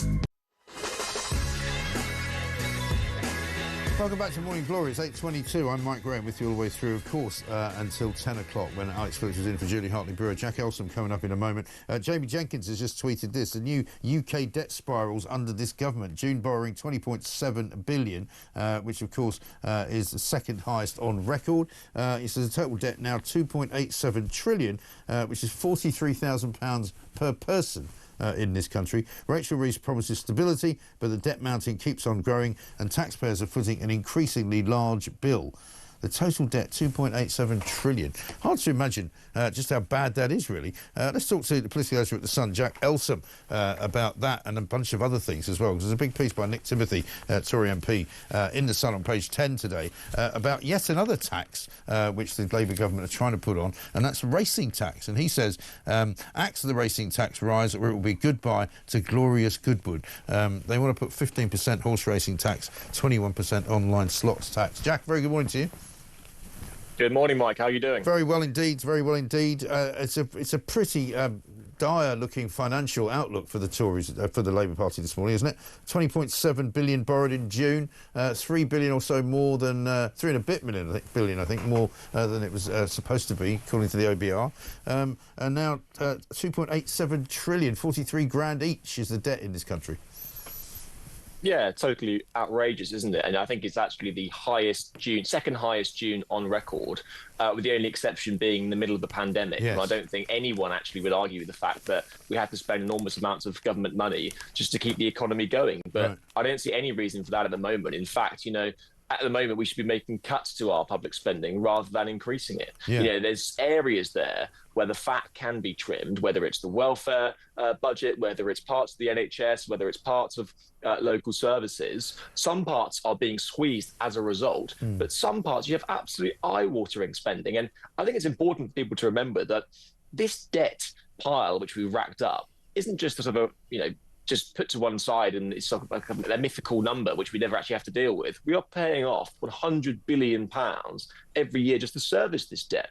That's twice the MOD budget. It's more than we pay on defence and schools combined. Yeah. That is just to pay off the interest on the debt which we owe. And so it's basically meaning that everything now is having to be squeezed, and it means that it's going to be a very tough budget in the autumn coming up, and it all points towards tax rises. Where those tax rises will fall is the million-dollar question. But at the moment, it seems that some sort of tax on assets, people who have assets, it's going to be a wealth tax in all but name, is coming down the tracks. And so it's not looking good, because workers, despite the fact that the government are saying that they're going to protect workers, are ultimately the ones who end up paying for this. And everything trickles down in the same way that their national insurance on employees, the 25 billion sting at the last budget, has affected growth and affected pay packets of ordinary people. You can see it happening again. And, we come onto this page 10 in the Sun today, which Nick Timothy's written about, yet another tax. Anything which is a growth area of this country, which horse racing seems to be up for grabs. It's £4 billion to the national economy. It supports about 85,000 jobs. It's one of Britain's favourite pastimes. But because it does so well, it means it's an area ready to be fleeced. But the problem is that if you tax too much, you end up taxing it to death. Yeah. And the real scary thought now is that one of the most beloved sort of sports in this country, millions of people enjoy it every year, could go to the wall because Labour are getting greedy and yet again want to fleece people for more money. And they basically want to raise the horse racing tax up to the same level as online slots tax, right? Which I think is 21%. Is that right? Mm-hmm. Yeah, totally. And they say it's all about harmonisation. Harmonisation, just beware of that word. Exactly. They're not going to harmonise down, are they? They're going to harmonise up. And that is the genuine fear which Nick Timothy articulates in The Sun today. And listen, as he makes the point, putting money into an online slot and just keep on, sort of pushing pennies away is very different to a horse racing sport where people study form. They might spend a lot of time, reading form in the Sun, enjoying it, going out to do it. Than it is just sort of standing in a casino or scrolling on a sort of online slot, whatever. And so I think that the government really need to make sure that they do protect the horse racing industry. It is one of the lifebloods of many communities, including Newmarket, where Nick is the MP for. And it would obviously upset a lot of the people, especially the working class punters who Labour claim that they're championing. Well, exactly right. And also, he talks about this month of Glorious Goodwood later on in July. And, it's something that people go to, so it generates, income, it generates VAT to a large extent, surely for the government as well. And they just, seemingly everything they've attacked to try and get more money out of hasn't really worked. Everything they've tried to squeeze and extract more tax from hasn't really resulted in getting any more tax. Well, this is just basic economics, isn't it? If you tax people too much, then the industries will just die off. Yeah. Or people will spend less money. And then jobs go to the wall, and then you have more unemployment figures. And so, at the moment, I think that the government really need to sort of rethink their entire economic strategy at the moment. And that Mansion House speech, which Rachel Reeves gave last week, I think was actually a bit of a tacit admission that she knows that she's got it wrong. Yeah. And a lot of people are calling for a big rethink of how she's handling the public finances. The problem is, at the moment, And you'll see this again in the budget. You just said that our debt is 2.3 trillion, right? It's about 100% of GDP. Yeah. And yet the budget is going to be an exercise in tiny little parameters, 6 billion there, 6 billion there. Are we just in this amount of savings to basically get a green tick from the OBR? And so the OBR can go, you're in your fiscal rules, you've got £1 billion of headroom left, and therefore it's a green tick. It's ridiculous. And it is absolutely a drop in the ocean compared to the enormous debt pile which this country currently has, driven up by eye-watering spending on welfare in the large parts. With 1,000 more people claiming PIP every single day. Sorry, I'm going off on a bit of a rant now about the economy, but it is just so important because the budget is going to be tinkering at the edges. Do you get 2 billion savings there? Do you get a few more billions in tax there? Whereas actually we have fundamental underlying problems in this country. And if you're going to go after a horse racing industry, which actually adds to the economy, then we might as well all go home, because at the moment I think that you can't just keep squeezing everything, because at one point they're going to burst. Yeah, exactly right. And talking of big things coming down the pipe, we've got the doctors' strike coming on Friday, by the looks of things. West Streeting, I see you had a piece in the paper today saying, has offered a sort of changing conditions as a last-minute gasp effort to try and stop the strike from happening. But it's been said now that the BMA understands that it will harm patients. It's going to cost about 87 million to the NHS just for 5 days off, 250,000 appointments probably cancelled. It's a disaster, not just for the NHS, but also for the government again. Yeah, totally. And West Streeting, I think, to his credit, has said that he's not going to give them any more money. But many people would say that what did he expect when he gave them 22% pay rise last year and said that, it would just be a one-off and there's no way they're going to come back for more. Many people like us were saying, if you give them it once, they're going to come hand in hand next time round saying they want even more. And lo and behold, that is exactly what has happened. He's keeping his checkbook shut and is offering things like reducing costs that they often have to bear at work, such as buying their own kit and better training rotations. Whether the BMA will stomach it, I think, remains to be seen. Someone close to negotiations told me they're currently pretty finely balanced. Although the fact that the BMA have come out and said that striking will put patients at risk. I heard one of the elites of the BMA on the airwaves today saying that there are ways to strike safely.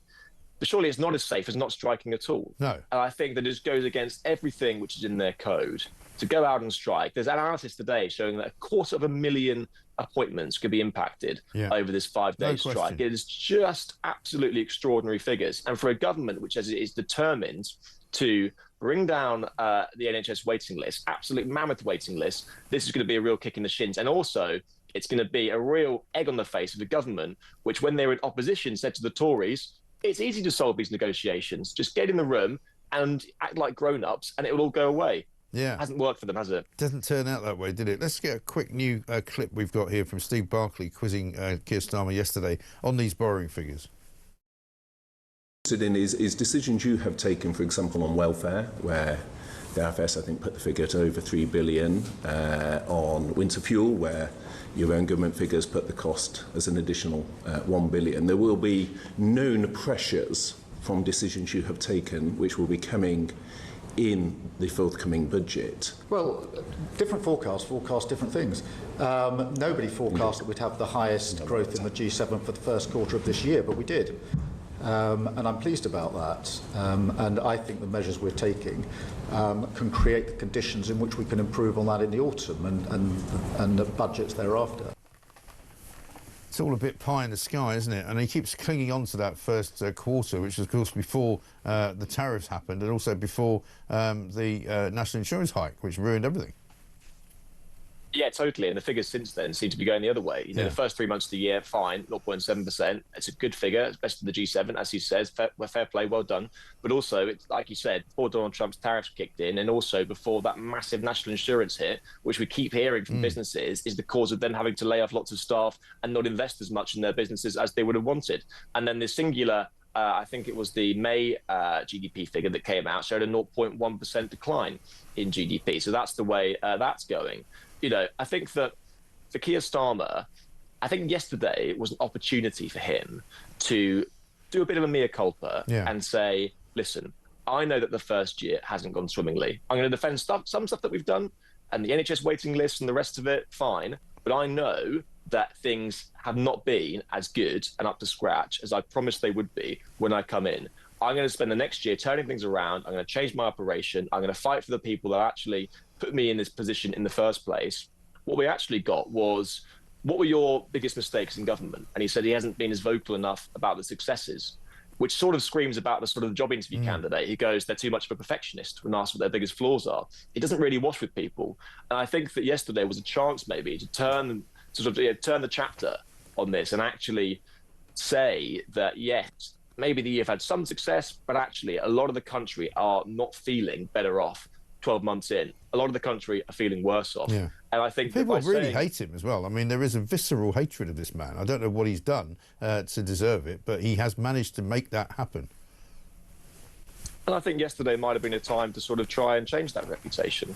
You know, people don't pay attention to the liaison committee apart from sort of saddos like me. But then saddos like me can helpfully tell the public that actually what he's saying might be. We're playing it out quite a lot, I'm afraid. So it's getting a wide audience on this front. Final question on the Tories: does it really matter? Does anybody care? They're going to have a reshuffle.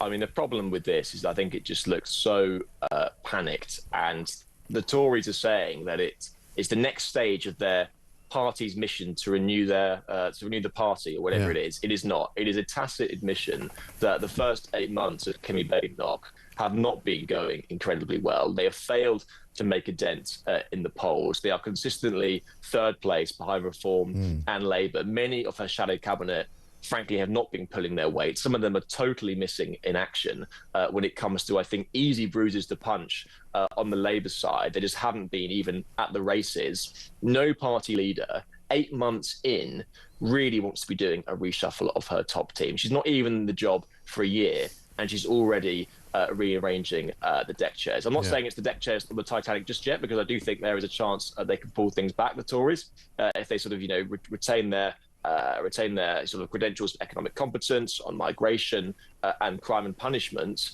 But at the moment, it's going to be Reform who's laughing at this, and it does look a bit of a panicked change by the Tories, I think. It does. Jack Elson, great to talk to you. Thanks very much indeed. Political editor at The Sun there on the racing tax piece this morning by Nick Timothy on page 10 of The Sun. Let's have a quick look at what people are saying on the Sun letters page.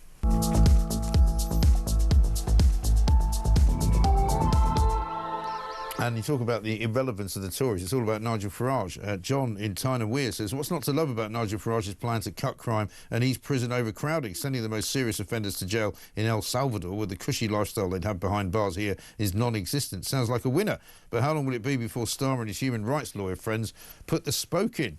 And Suzanne in North Yorkshire says, in Thirsk, what a shame we have to wait 4 years for a general election. Nigel Farage seems to have some splendid suggestions, not least sending cons to prisons overseas. Even if some of his ideas are fantasy, as Labour says, he couldn't make a bigger mess of running the UK than them. Well, that's the trouble, isn't it, for Labour and the Tories? They've both made such a hash of running this country that it's time to give somebody else a go. And that man, of course, is Nigel Farage. Let's have a voice note from Matt.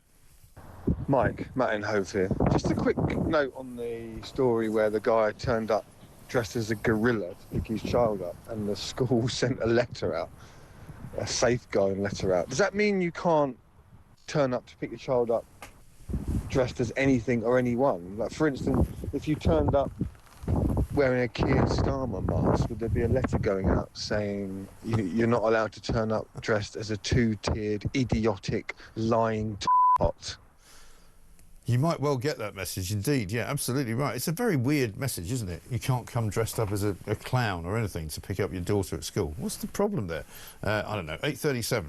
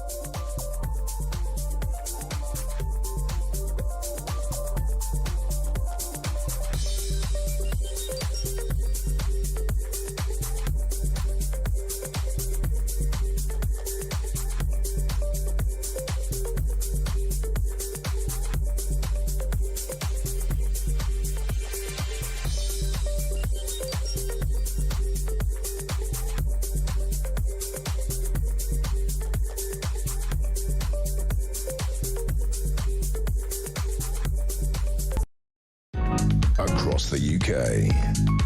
On DAB+, on your smart speaker, on your smart TV, and on your side. This is Talk.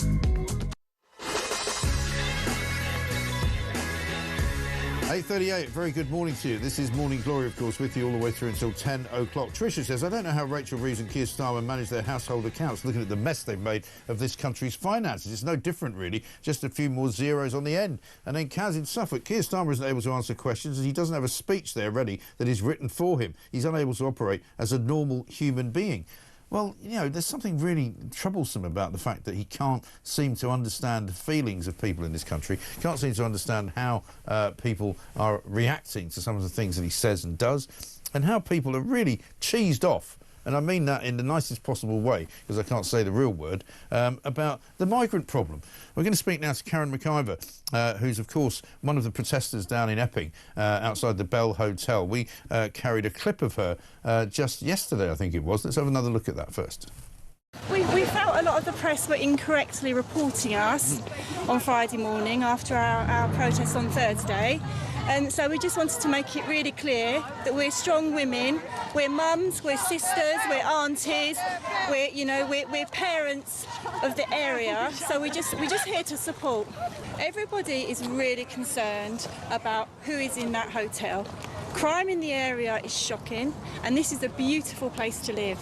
And we are all very concerned, as are other people in other towns around the country.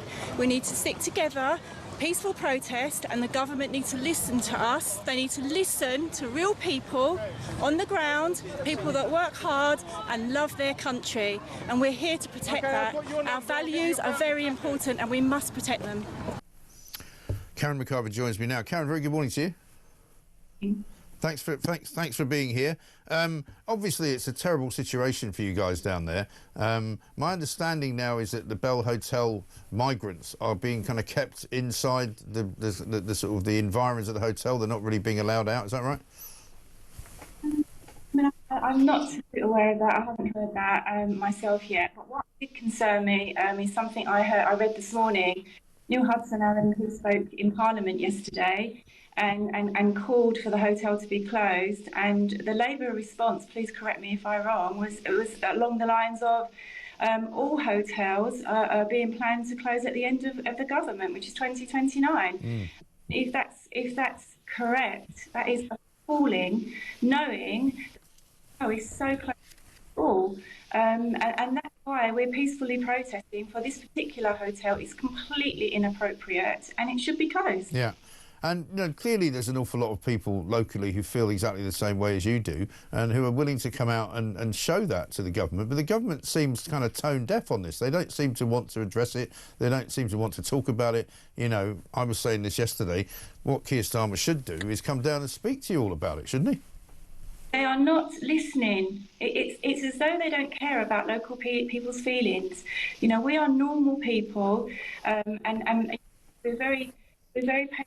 We're very proud of our country. We love our community where we live. We're all local people, local mums, aunties, sisters. You know, both my children went to that school, and I was also a parent governor of that school. It's a lovely community, really good people. And people that are caring and that do the right thing, but are actually frightened. And you know, we do not know who's in there. Crime has rocketed in the area, and you know, it's very, very concerning. Any human being living with that on their doorstep will be concerned. Yeah, absolutely right. And seeing this last night in Norfolk, there was a similar demonstration, very peaceful, from people who aren't very keen on the fact that they've got another hotel in their area, which used to be used to house women and children, but has now been taken over by mostly just young men wandering about freely in the town as well. And you can see some pictures from that there. But, you know, what's the next plan? Because if the government's not listening, what else can you do? Will you just continue to demonstrate? Yes, I believe that is the plan. We will continue as a community to stand side by side with each other and peacefully protest. We're not interested in any trouble. That's not what we're about at all. Like I say, we're decent people. The community are full of decent people, and we are very, very concerned. And to be ignored by the government is shocking. Yeah. We've all for local leadership to support us and stand with us. So far, they haven't. It's a very weak leadership locally, and that's also very disappointing because we're all being brave, and we're silently, peacefully protesting. I mean, Sunday we actually marched to the council offices, and we will continue to do that. This hotel is completely inappropriate. And how long has that hotel been used as a migrant hotel? It's been used for quite a while. It was closed down, and I think it was reopened again about March time. So it has been closed before for the same reason, that it was inappropriate next to a secondary school. Yeah. And it's also, I'm hearing women say they're too frightened to walk their dogs alone. I mean, we're at Epping Forest. We're a nature reserve. It's one of the wonderful things we enjoy where we live. And now ladies are saying they don't want to walk their dogs alone. I mean, it's ridiculous. You know, this is the UK. This is 2025. You know, we don't have this. It's just it's not what we're about. And people are very, very concerned. You know, we need to stick to our British values and stand together and be counted as the decent, hard-working people that we are. And we are also very caring people. You know, don't let that move away the fact that we're not caring. It's just the fact that, you know, there's been a lot of trouble in the area and things, as you know, that have happened with the hotel, allegedly. Yeah. And that's what's really, really upsetting, particularly ladies and girls. Sure. And what do you make of the police reaction? Because the police have been quite a big presence there, haven't they, over the last sort of few days? And clearly there's been some people that have come later in the day after you've finished with your peaceful demonstration who have come to kind of, you know, maybe take the police on. But the police seem to be in very greater numbers there, perhaps, than they need to be, don't they? Yeah, I mean, it's really good that you bring that point up. So last Sunday, the first sort of protest, when we arrived, there was a big group of far left protesters there, clearly looking for trouble. The things they were shouting out on their tannoy were wrong, inappropriate. We did report it to 4 different police because it isn't allowed what they were saying, basically. And we were standing. Eventually, the police did escort them back to the station, and they went, and we was able to continue our peaceful protest. On Thursday, it was a different vibe completely. The police were very, very heavy-handed. They actually escorted the far left protesters to the hotel where we were standing there, families protesting. But I have to say, Sunday just gone, the police did an amazing job. They stood with us, they marched with us to the council offices where we did our final protest, and you know, they very much mingled in. They were very gentle police, police looking after us. They made us feel very safe, as opposed to trying to scare us, which was what happened on Thursday when the riot police turned up in force. Completely unnecessary. But I stood back on Sunday and I was looking at the sky. There was about 40, I was there till 10 o'clock. There was about 40 to 50 people still protesting. There was a helicopter above. There was probably 150 to 200 police, about 40 people. I mean, it was very, very over the top in the end on Sunday.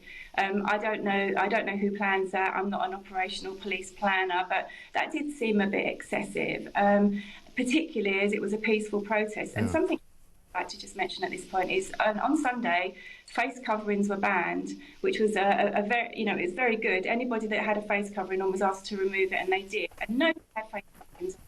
But the pictures that I've seen are very much with lots of people with face coverings on. So if there was some sort of order for people to remove their face coverings, why weren't the police asking them, as you know, so-called troublemakers were coming? Why were they being allowed to keep their face coverings on? I know, it's a strange one, isn't it? And is there likely to be another demonstration in the next few days, or are you going to wait till the weekend?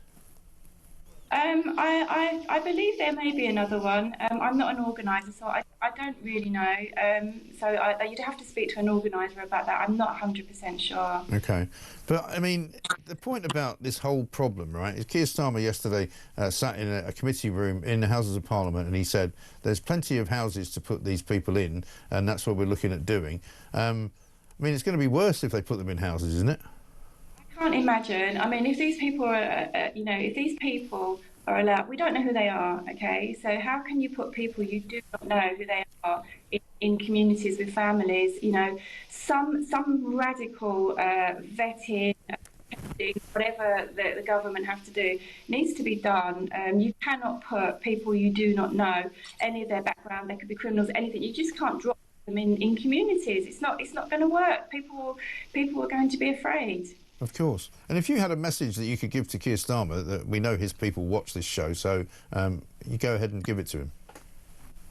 I would like the government to close the hotel. This hotel is completely inappropriate. There are hotels popping up all around the country, but this particular hotel is next to a secondary school. Already, the crime figures speak for themselves. Already, allegedly, there's been sexual attacks and allegedly things have happened. I'm trying to be very careful with my words. Well, we know somebody's been in court and has denied the charge, but that's fine. We can say that.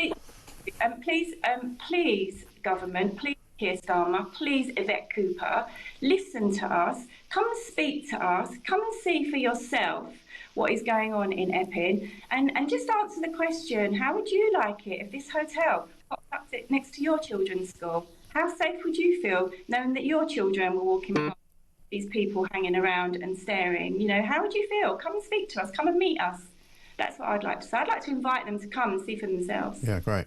Brilliant. Karen, thank you very much indeed. Karen McIver, peaceful protester in Epping. They're a mother who just wants Keir Starmer or Yvette Cooper, possibly both of them, to come and see for themselves what the problem is.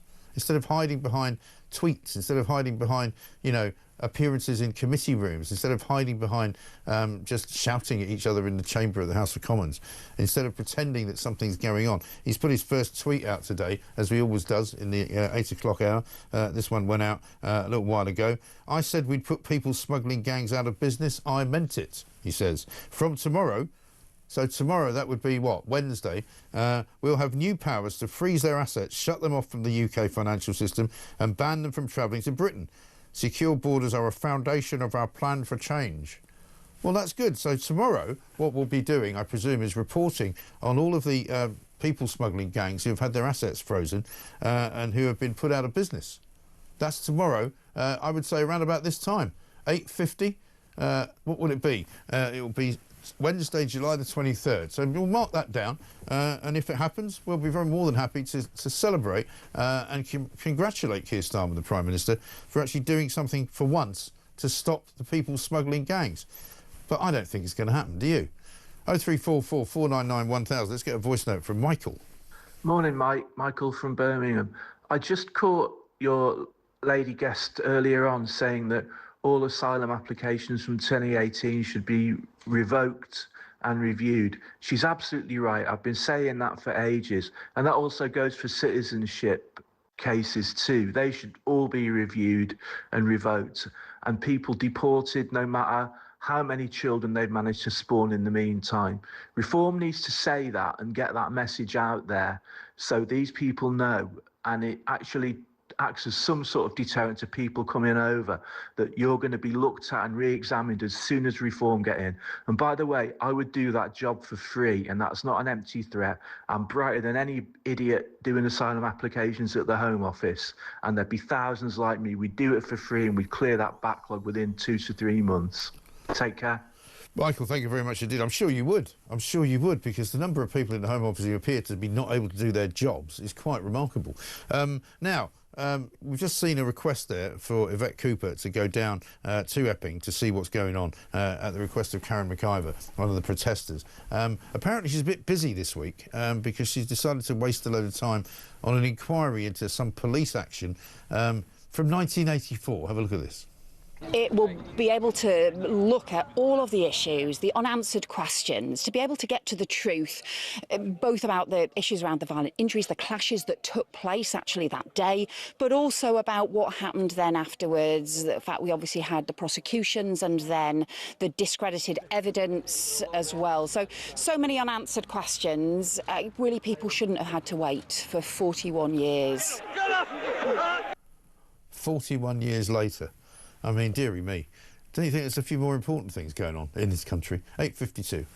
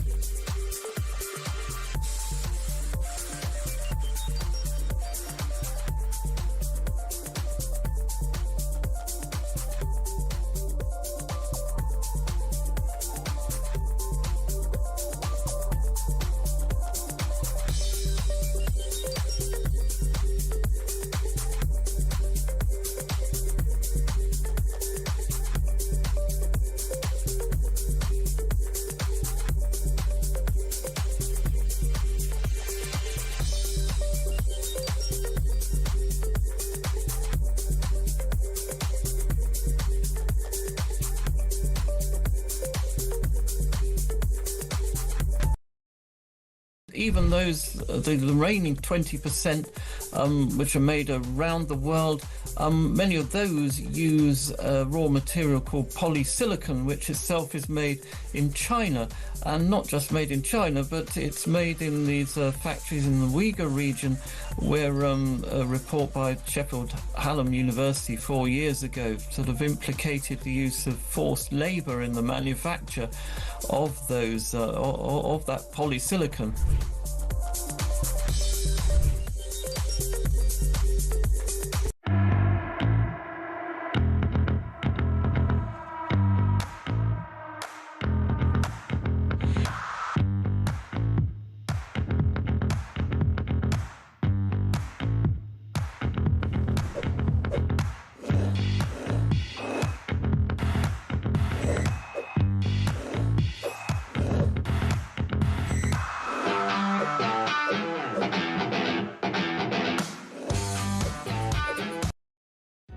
Across the UK, on DAB+, on your smart speaker, on your smart TV, and on your side.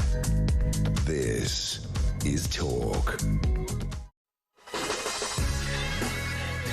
Welcome back to Morning Glory. I've got this from Steve in Wales. I was watching Labour and Tories' response to Reform UK press conference on crime, and it got me thinking. So Labour and the Tories' logic, we've all been living in some kind of utopia for the last 15 years. I must have missed living in paradise, Mike, says Steve. Yeah, you must have. Jane Deville-Armand is here, chair of the British Obesity Society. There's a story out today, a warning to fat jabs people. People taking them and being used as patients start piling on the pounds after the treatment stops. I've heard this before. It's a story from the Sun this morning. It basically says as soon as you stop taking them, you just go back to where you were. Jane, very good morning to you. Good morning, Mike. I don't suppose people should be too surprised by this news, should they? No, I mean, basically, what people need to realise is 80 to 90% of the population who lose weight in any form, whether you're doing a diet or fat jabs or anything, will probably gain it again over like a period of 6 months, because your body is always trying to get back to its kind of ultimate weight. So the reality is that any single treatment for obesity will only work if you continue doing for the rest of your life what it suggests you do, which is like cut out calories, cut out treats, cut out excessive drinking. So as soon as you get down to the weight that you wanted to get down to, people tend to start thinking, relaxing a little bit more and going back to their old habits. Yeah. So put on the weight again. And I guess people who are on the fat jabs, you don't want to take them for too long because nobody knows quite yet what the sort of long-term effects of those are going to be. Exactly. I mean, it's really, I mean, don't get me wrong, this is brilliant. For people who've got massive amounts of weight to lose, honestly, it is such a difficult thing to do on your own. It's and everybody, I mean, we all love food, don't we? It's part of our life's culture and it's part of our life's enjoyment. So when you go on the fat jab, what the fat jab does is it enhances satiety. So it actually makes you feel fuller quicker and less hungry. So you don't feel like eating. Now, obviously, as soon as you come off that stops happening. And then you go back to, as soon as you smell a donut, you want to buy it. As soon as you smell a hot dog, you want to buy it. I mean, it's just, the whole point of people selling food, that's what they do, isn't it? They entice us by the smell and, it just looks gorgeous and, you eat it and then it's addictive and you want more. Well, with the fat jab, what that does is it stops those cravings. So obviously, as soon as you come off, those cravings are going to return. So, you're then going to have to fight it on your own or go back on the fat jab. And that's the problem, isn't it? And is there much of a black market for these things? I see there's a story today that a pharmacy worker who stole some from a pharmacy and sold it on the black market was actually spared jail. But is there a lot of that going on? Absolutely massive. I mean, not just the actual product, Ozempic and Wegovy and all that, not just the actual product, but there's so many fake ones. Yeah, right. Look absolutely brilliant that come from anywhere in the world. I mean, I cannot imagine and understand anyone who would have something come through the post that they've no idea whether it's the proper source, and then jabbing it into your body and giving yourself, I mean, it's just crazy. I just cannot believe that anyone would do that. I mean, the only people who should be taking this is people who get given it by either a pharmacist or a medical professional, or, you know, on prescription, or, you know, do not just buy it off the internet where you don't know where it's coming from. Yeah, very good advice. Jane DeVille-Armand, thank you very much indeed. Chair of the British Obesity Society, saying, you know, it's all very well with the fat jabs, but you take them, as soon as you stop taking them, you just go back to being fat again. This from Sally. Morning, Mike. The problem with closing the bell means the problem will be moved elsewhere. I'm in Powys, and the council here have expressed an interest in a Home Office pilot to build houses specifically and only for asylum seekers in local towns and villages. We're all going to get it soon.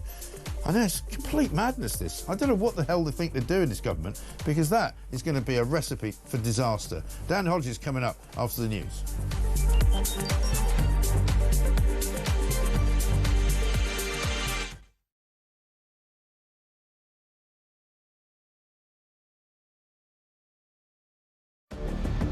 I can announce this government will begin the biggest sustained increase in defence spending since the end of the Cold War. Yeah. We will deliver our commitment to spend 2.5% of GDP on defence, but we will bring it forward so we reach that level in 2027. The answer from European capitals has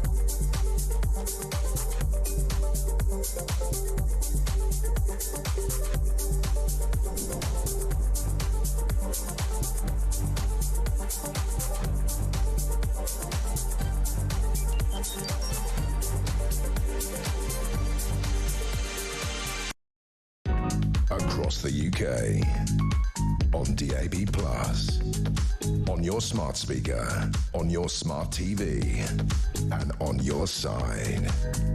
This is Talk.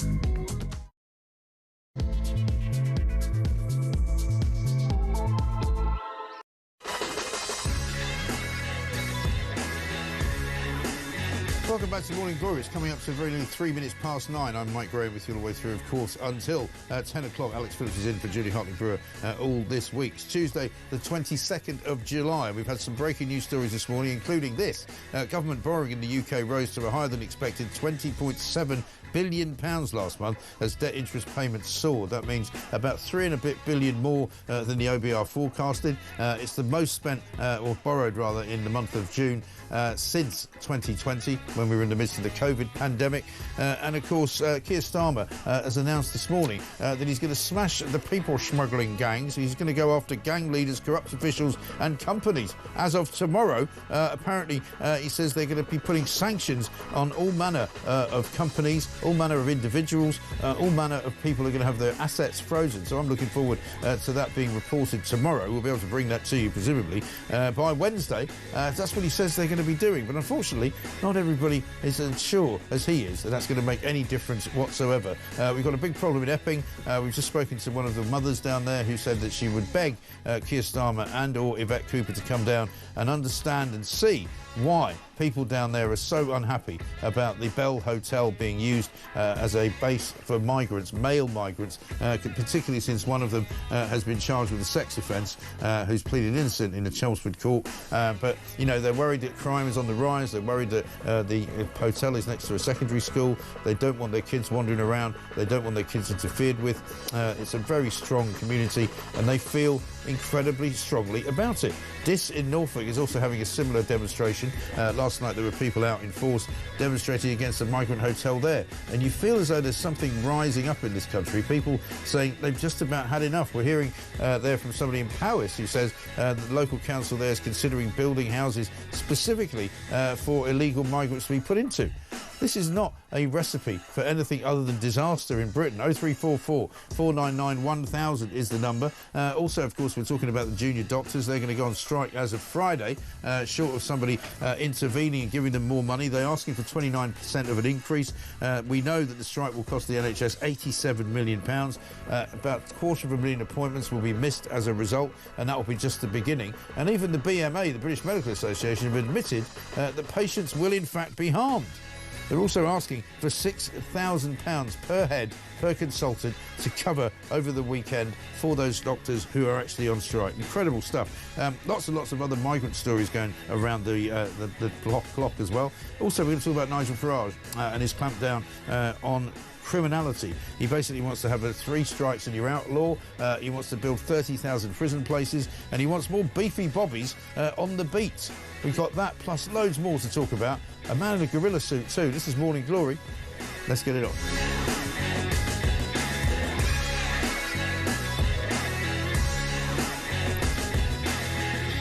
Front page of the Daily Mail this morning says Britain is facing societal collapse. That's a warning from Nigel Farage, and he talks about why he believes that the lawlessness in this country, which has taken over almost every area of the country, including, you know, whether it be county gangs, whether it be the mean streets of London, crime has got people so worried that they don't feel safe, not only in their own homes, but in their own towns. And Dan Hodges has got a piece in the Mail today in which it says this: Nigel Farage is currently the only senior politician who is seen to be actually speaking for Britain and doing so in a voice that voters recognise. Dan Hodges joins me now. Dan, very good morning to you. Morning. So, I mean, once again, we get a week on from what we said last week about the confusing messages coming out of Downing Street, you know, the confusing aims even coming out of Downing Street. And what do we get? We get Keir Starmer yesterday appearing before a committee on the same day as Nigel Farage is talking about lawlessness and criminality and the things that people really worry about. And he says this, right, when he's asked about whether or not there's anywhere to put illegal migrants. Just a pinpoint before. What other accommodation precisely are you planning to take over to provide temporary accommodation for families? Oh, there's lots of housing in many local authorities that can be used, and we're identifying where it can be used.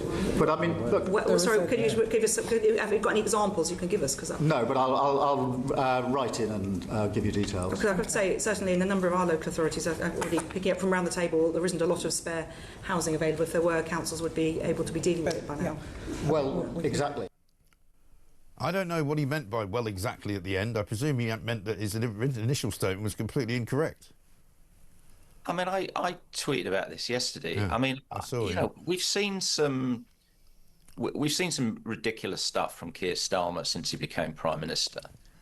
But I mean, I literally do not understand what he thought he was doing there. And you could actually see in Meg Hillier's response the complete incredulity from her and the other MPs.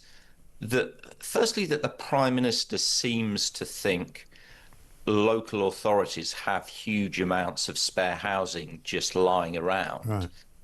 But secondly, then to think that it's a good idea in front of the nation to say we've got all this spare housing, and what we're now going to be doing with it is we're going to be putting lots of asylum seekers in it. Now, I mean, firstly, he's wrong. I mean, he's obviously factually wrong about the state of the housing stock. Secondly, politically, it is absolutely insane in the current environment to be going around saying, oh, guess what? We've got all this, we've suddenly found all these spare houses and we're going to give them all to asylum seekers. But I mean, I don't understand what he thought he was doing. I mean, I've spoken and written a lot about how Keir Starmer does not have a political brain, right? He just isn't good at politics. But you don't have to be a master politician to understand firstly, what the facts are in relation to housing in this country, and secondly, what the public mood is in relation to housing. And I cannot think of a statement from a modern prime minister that has demonstrated just how instinctively out of touch they are with the country they're supposed to be governing. I don't know what he thought he was doing or saying. But is he the victim of some kind of misinformation campaign inside of Downing Street? Do people inside of Downing Street feed him the wrong information? I mean, how would he even if he wasn't Prime Minister, surely he would know that there's a massive, waiting list for housing in this country. Robert Jenrick tweeted about it and said there's 1.3 million people waiting for, affordable housing in this country. What you might call council housing of one kind or another. Everybody knows there's a shortage of housing. I mean, that's why he keeps telling us he's going to build more houses. Why would he say it? I think there's a couple of issues here. I do think, and we keep saying this about this, this whole never hear Keir thing. Yeah. But I do think we are increasingly seeing a situation with Keir Starmer where so much of his focus, by his own choice, so much of his focus is on international and foreign affairs. And we can debate how good he is at that, but he at least seems to be across foreign affairs. But when it turns to domestic issues, he just doesn't seem to have a clue. He just doesn't seem to have a clue, a proper focus. I've seen some people saying, why was he so poorly briefed for his appearance yesterday? And I'm sure in the next couple of days, we'll get the normal excuses about he was dealing with some sort of global international crisis. But you shouldn't need to be briefed if you're Prime Minister of the United Kingdom, A, to understand there is a chronic housing crisis at local authority level, and B, that if there is spare housing, the priority has to be to provide that housing for people from within those local communities, not to prioritise asylum seekers. And the thing about that clip that struck me was just that it wasn't what he said. Well, obviously it's what he said, but it was also the way he said it. It's this casual, oh yeah, no, don't worry, we've got loads of housing. What planet is he on? It's just, it's staggering. And, I heard from a couple of Labour MPs yesterday. Labour MPs are just not going to put up with this for much longer. No. I'm telling you, I don't care about he's got 170 majority with 3 years out for election. I've been saying this for a while now. Yeah. The patience of Labour MPs is starting to run out with Keir Starmer. And this sort of stuff, because this is not some sort of abstract issue, this is the sort of issue they go home to their constituencies and people say to them, hang on a second, my sister, my cousin, my friend, they can't get on the housing ladder. They can't get decent council housing. And here's the Prime Minister saying this. This Keir Starmer is not going to be Prime Minister for much longer unless something seriously changes in Downing Street, unless he really gets his act together. I'm absolutely convinced of that. No, I think you're right. But I think there's definitely something to the Epping story. Last night in Diss as well in Norfolk, there's a little uprising there because of a hotel that people are not very keen on, which is now being pumped full of men only. It used to be a sort of family hotel for migrants, and they were okay with that. But the women and children seem to have been moved out, and now they put a load of men in. And I think if he doesn't grasp that, I was talking to one of the mothers down in Epping, and I said, what message would you have to kids? And she was like, tell him to come down and see us. Tell him to come and look at what we're going through, what the community is saying, why we feel the way we do. Come and talk to us. And that's all she wants. She was like, we don't want to have trouble. We don't want people coming down here and causing trouble. We don't want so many police to have to come. We just just want to talk to the Prime Minister and try and make him listen to us. People feel like he's not listening. Look, I mean, I have to say I completely agree with that. I mean, and I don't just agree. I mean, I agree with it in a broader political sense because of the political optics of what Keir Starmer should be doing. I'm increasingly coming to the view that, as I said, I think part of it goes back to the amount of focus that he's placing on international affairs. Yeah. I think somebody needs to grab hold of Keir Starmer and drag him back into the real world. I think his age should take him down there. I think they should grab him, take him down, because there's a whole debate going on within Downing Street. There are some of his senior advisors who, in fairness, are saying we have got to grip these issues. Yeah. I mean, I've written about it today. There are other advisors who are saying, no, we mustn't play into sort of the Nigel Farage reform right-wing agenda. Let's talk about other issues. That's not going to work. Let's talk about school class sizes and breakfast clubs. Breakfast clubs, exactly. Stuff like that. Somebody has to grab Keir Starmer by the scruff of the neck and say, you may not like it, but this is the country you're Prime Minister of now. Yeah. This is what ordinary people in your country are becoming increasingly concerned about. And you have got to get to grips with it. Because, as I've written today, whatever you think about Nigel Farage and what he says about these issues, he comes out and speaks about them in a way that clearly resonates with a lot of people. Yeah. He is effectively speaking for Britain on a lot of these issues. You've got Keir Starmer, who, as we saw, he gave one speech on immigration in which he used quite a punchy phrase about being an island of strangers. Yeah. He stood by that phrase for about four weeks, then did some emotional interview with his mate Tom Baldwin, in which he basically emotionally completely rejected everything he said. Yeah. If Keir Starmer can't even give a speech on these issues and stand by it, what hope do we have of him actually being able to solve them? And it's like, as you said, I think it would be good for Keir Starmer to go down and listen and be exposed to and speak to people at the sharp end of what is happening with this. It is becoming a crisis. I absolutely agree. Yeah, and I mean, he hasn't yet found the answer. I mean, they put out a statement today saying that as of tomorrow, gang leaders, corrupt officials and companies selling small boat equipment are going to be basically targeted. They're going to be sanctioned. They're going to have their assets frozen as of tomorrow. And again, he puts out these statements. Yesterday he put one out about how he was solving the water crisis, which actually got community noted by Twitter because it said actually, pollution's got worse. They can't keep punting out these statements, which are completely wrong. People just see through them. Last night he put one out about, the football regulator, which, if you read the, and I know you can't just judge it from social media, but there's not one congratulatory mention. Everything is, you're an idiot. What do you think you're doing? You're ruining the country. Why are you talking about football? Stop trying to be working class. I mean, the list just goes on and on and on. You're talking about the football regulator. Last week, I wrote about this last week. Rachel Reeves, the Chancellor, the second most important political figure in the country, stood up at the Mansion. It gave a speech to the Mansion House, obviously a major annual economic speech, one of the most high-profile economic speeches the Chancellor gives every year, and she literally said, under this government, we have been stabilising the economy, and we have put debt on a downward spiral. Now today, literally, we have the latest debt figures which show debt is soaring. Now, I don't understand. Again, I literally don't understand what Keir Starmer, Rachel Reeves and the government think they're doing. They are treating the public like idiots. Yeah, exactly right. And people are getting sick to death of the lies because that's what they're being called. People are saying, you're telling lies, you're deliberately misleading us, we're not having it. But this is the key thing.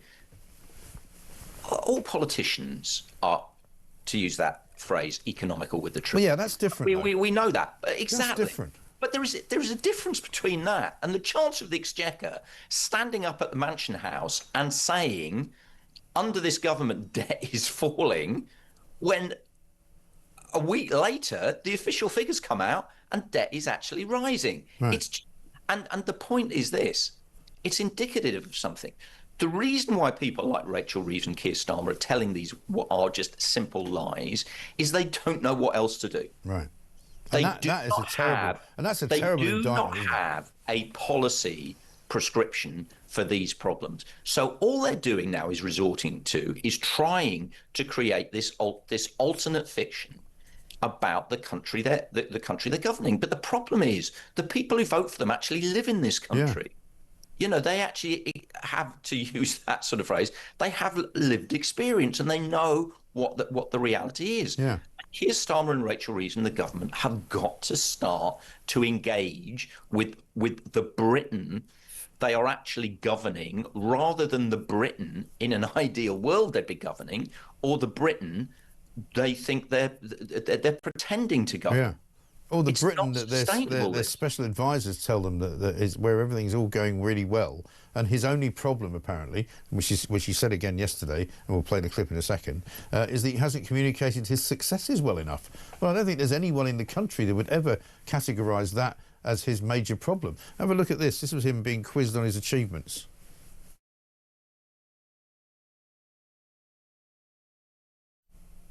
No. Can't do it. Anyway, he ended up saying, as a result of what was the best thing he thought he had done, or what was the best moment, and he said the best moment was walking into Downing Street.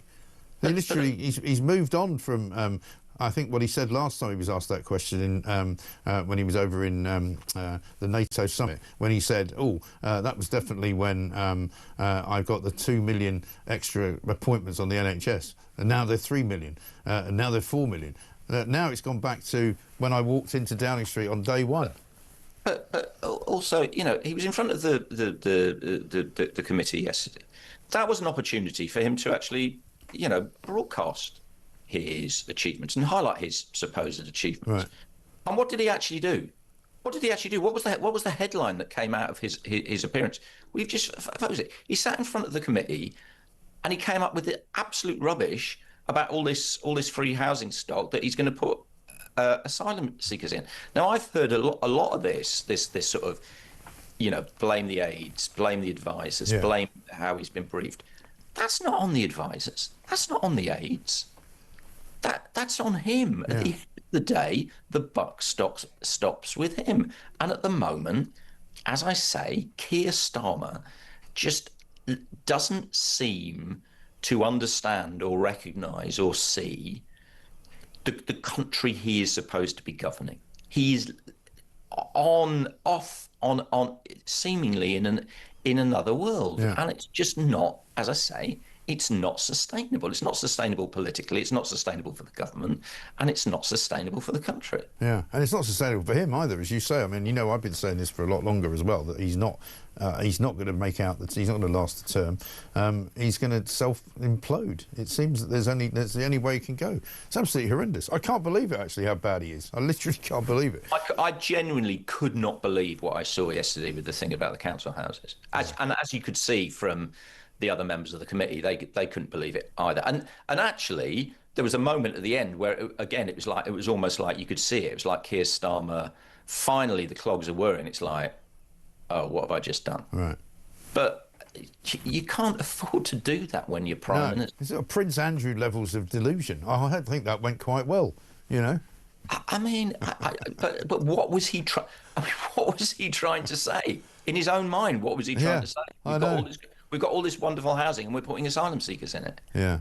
It's just mad. I know. It's bonkers. Absolutely bonkers. Listen, Dan, I can't even predict what's going to happen next week because with every week that passes, I get even more surprised. But there we are. Dan Hodges, commentator at the Mail on Sunday. Thank you very much indeed. One here from Stu Ball. He says, Mike, housing. My daughter tried getting on North Birmingham's council list. Brand new built houses standing empty, only to be told that these are only for illegal immigrants, not the local population. No wonder Epping is kicking off. Phil from Essex says, where is Starmer getting his figures from on housing? My son has 4 children and is living in his in-laws' 3-bedroom house, and his father-in-law is severely disabled. They've been living there for 3 years as there is no council property available. 4 adults, 4 children, 2 dogs, 3 bedrooms. Really? Tell me how this is acceptable. Phil from Essex. Let's get Wayne on migrants. Morning, Mike. Great show again as usual. This is Wayne from Birmingham. There is no housing. We're overrun with immigrants here, and I live in a 2-bedroom property. and they are pestering the life out of me to give up my place and move into a one-bedroom place, to which I promptly told them to sod off. My house ain't going to no immigrants. Great show, Mike, but this is going on all around Birmingham, by the way. Wayne, thanks very much indeed for your help. Incredible stuff, this. Incredible stuff. As ever, coming in from you, the people who actually see what's going on. I'll tell you who else sees what's going on. Julia Atherley, Home Affairs correspondent of The Sun. She's coming next, right here.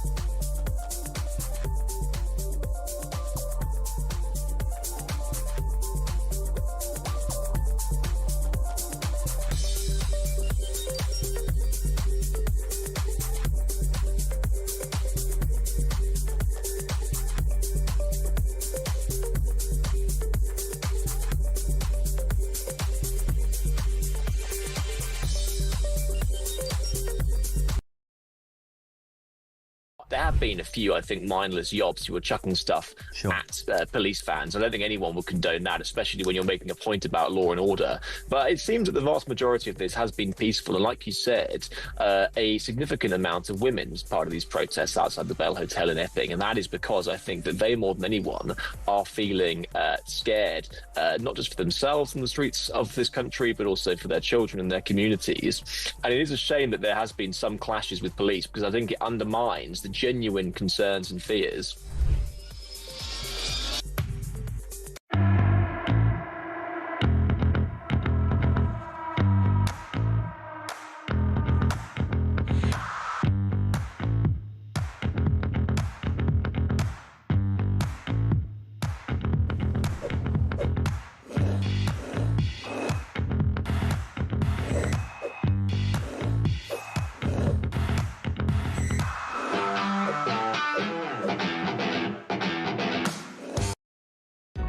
Across the UK, on DAB+, on your smart speaker, on your smart TV, and on your side. This is Talk.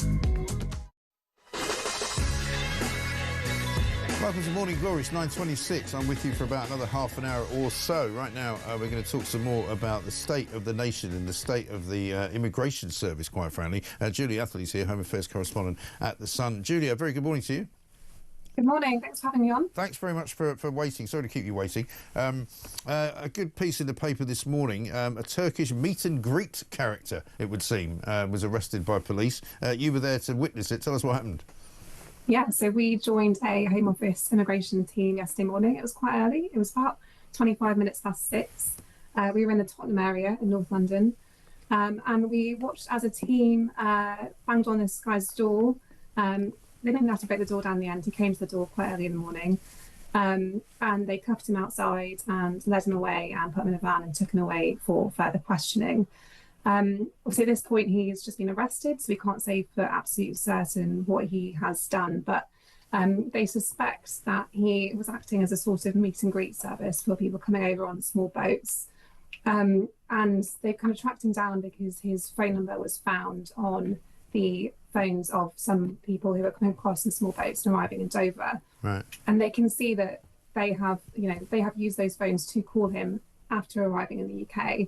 And they also suspect that he was housing some people as well, so providing somewhere to stay for people that are coming over here illegally, and also involved in organising those crossings as well. Yeah, it's a very tangled network, isn't it, of people? But, you know, you get the sense when you hear the words meet and greet, it's a bit like, you know, when you go on one of those package holidays and there's somebody in a uniform at the airport kind of going, here, this way to the coach, it will take you to the hotel. I mean, it's almost like that, isn't it? I think what it shows is how entrenched this problem is. I mean, this isn't just a case of someone deciding on a random day to get on a boat in France, come across, and, you know, that's what they decided to do. This is a huge network of people, which is taking a very long time and a lot of effort and resources to dismantle. And what we've seen in the past is that, you know, these gangs are operating taking out one person in that chain, taking out one of the cogs in that wheel, they're very quickly replaced. And, boats have been crossing since 2018. This is not something that's new. These gangs have had a long time to get very, very comfortable and really kind of set up that very wide network that we saw one cog taken out yesterday. But, it's still an enormous problem. And that is the problem, isn't it? There's so many cogs, there's so many people, because it's such a lucrative business. It's a bit like the drug trade. They've never been able to stop drugs coming into the country because people make so much money selling them. And similar with this situation here, because, they've issued a statement today, the government, saying that as of tomorrow, they're going to be putting sanctions on people like this guy if he turns out to be guilty. They'll be freezing assets, they'll be seizing assets, they'll be, basically preventing people from doing business by not allowing them to have bank accounts in this country. I'm not sure if that's going to work. I mean, this is a trade which makes criminals hundreds of millions of pounds every year. So I'm sceptical about how freezing assets, if it's not worked in other areas, for example, the drugs trade is still very much a problem in the UK, and it's not going away anytime soon. I'm sceptical about how freezing assets, if anything, I think it will drive it more underground and make it even harder to discover. And did you get a chance to talk to any of the police involved? I mean, they must be quite frustrated because obviously they can only do bits and pieces around the edges really here, can't they?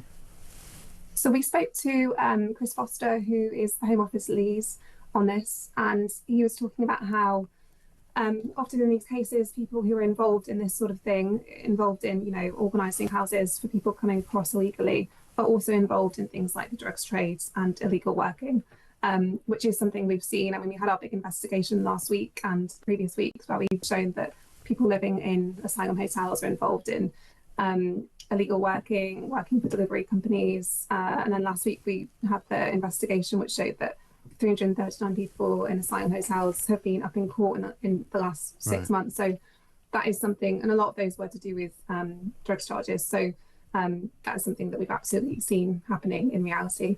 Definitely. Absolutely extraordinary stuff. Well, great work. Anyway, good to see that at least they've got somebody for it. But, I mean, you fear that there's probably about another million of them somewhere knocking around. Good to see you, Julia. Thank you very much indeed. Julia Atherley, the Home Affairs correspondent at The Sun, who was in attendance yesterday at the arrest of this character, who they believe to be quite a key figure in the meet and greet. But, of course, we haven't had that many arrests over time, have we? You might remember Keir Starmer got very excited a little while ago, probably a few weeks ago, maybe back end of last year, I think, because they got one person for this. It is good news that today a man suspected of being a significant supplier of small boat equipment has been arrested. Criminal gangs have been getting away with this for far too long. I want to thank the UK National Crime Agency, along with their Dutch and Belgian counterparts, for all their hard work and their crucial role in this investigation. It's exactly what we want to see. And it shows that our approach of working with international partners to smash the people smuggling gangs is bearing fruit. In just over 4 months since the election, we've rapidly set up a new border security command, bringing together key agencies to disrupt people smuggling gangs. Yeah. So far, under the Keir Starmer regime, I think we're looking at about 46,000 people that have come. Arrests 1. Actually, we made it 2 now, I suppose, if you count the guy yesterday. 46,776, there you go, the migrant tracker. Quite accurate now these days, since it's been tweaked. Apparently, they've arrested somebody else who was a meet and greet guy. The last, we didn't hear whether or not the bloke from the boat part scenario actually ever got charged with anything. We've never had an update. But it's good news, says Sir Keir Starmer.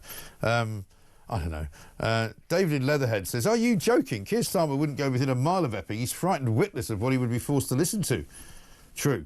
Keir Starmer was asked what his best achievement out of all that he had just listed. His reply was his best achievement was of walking into number 10, says Gillian. Should we have a look at that? Let's have a look at that.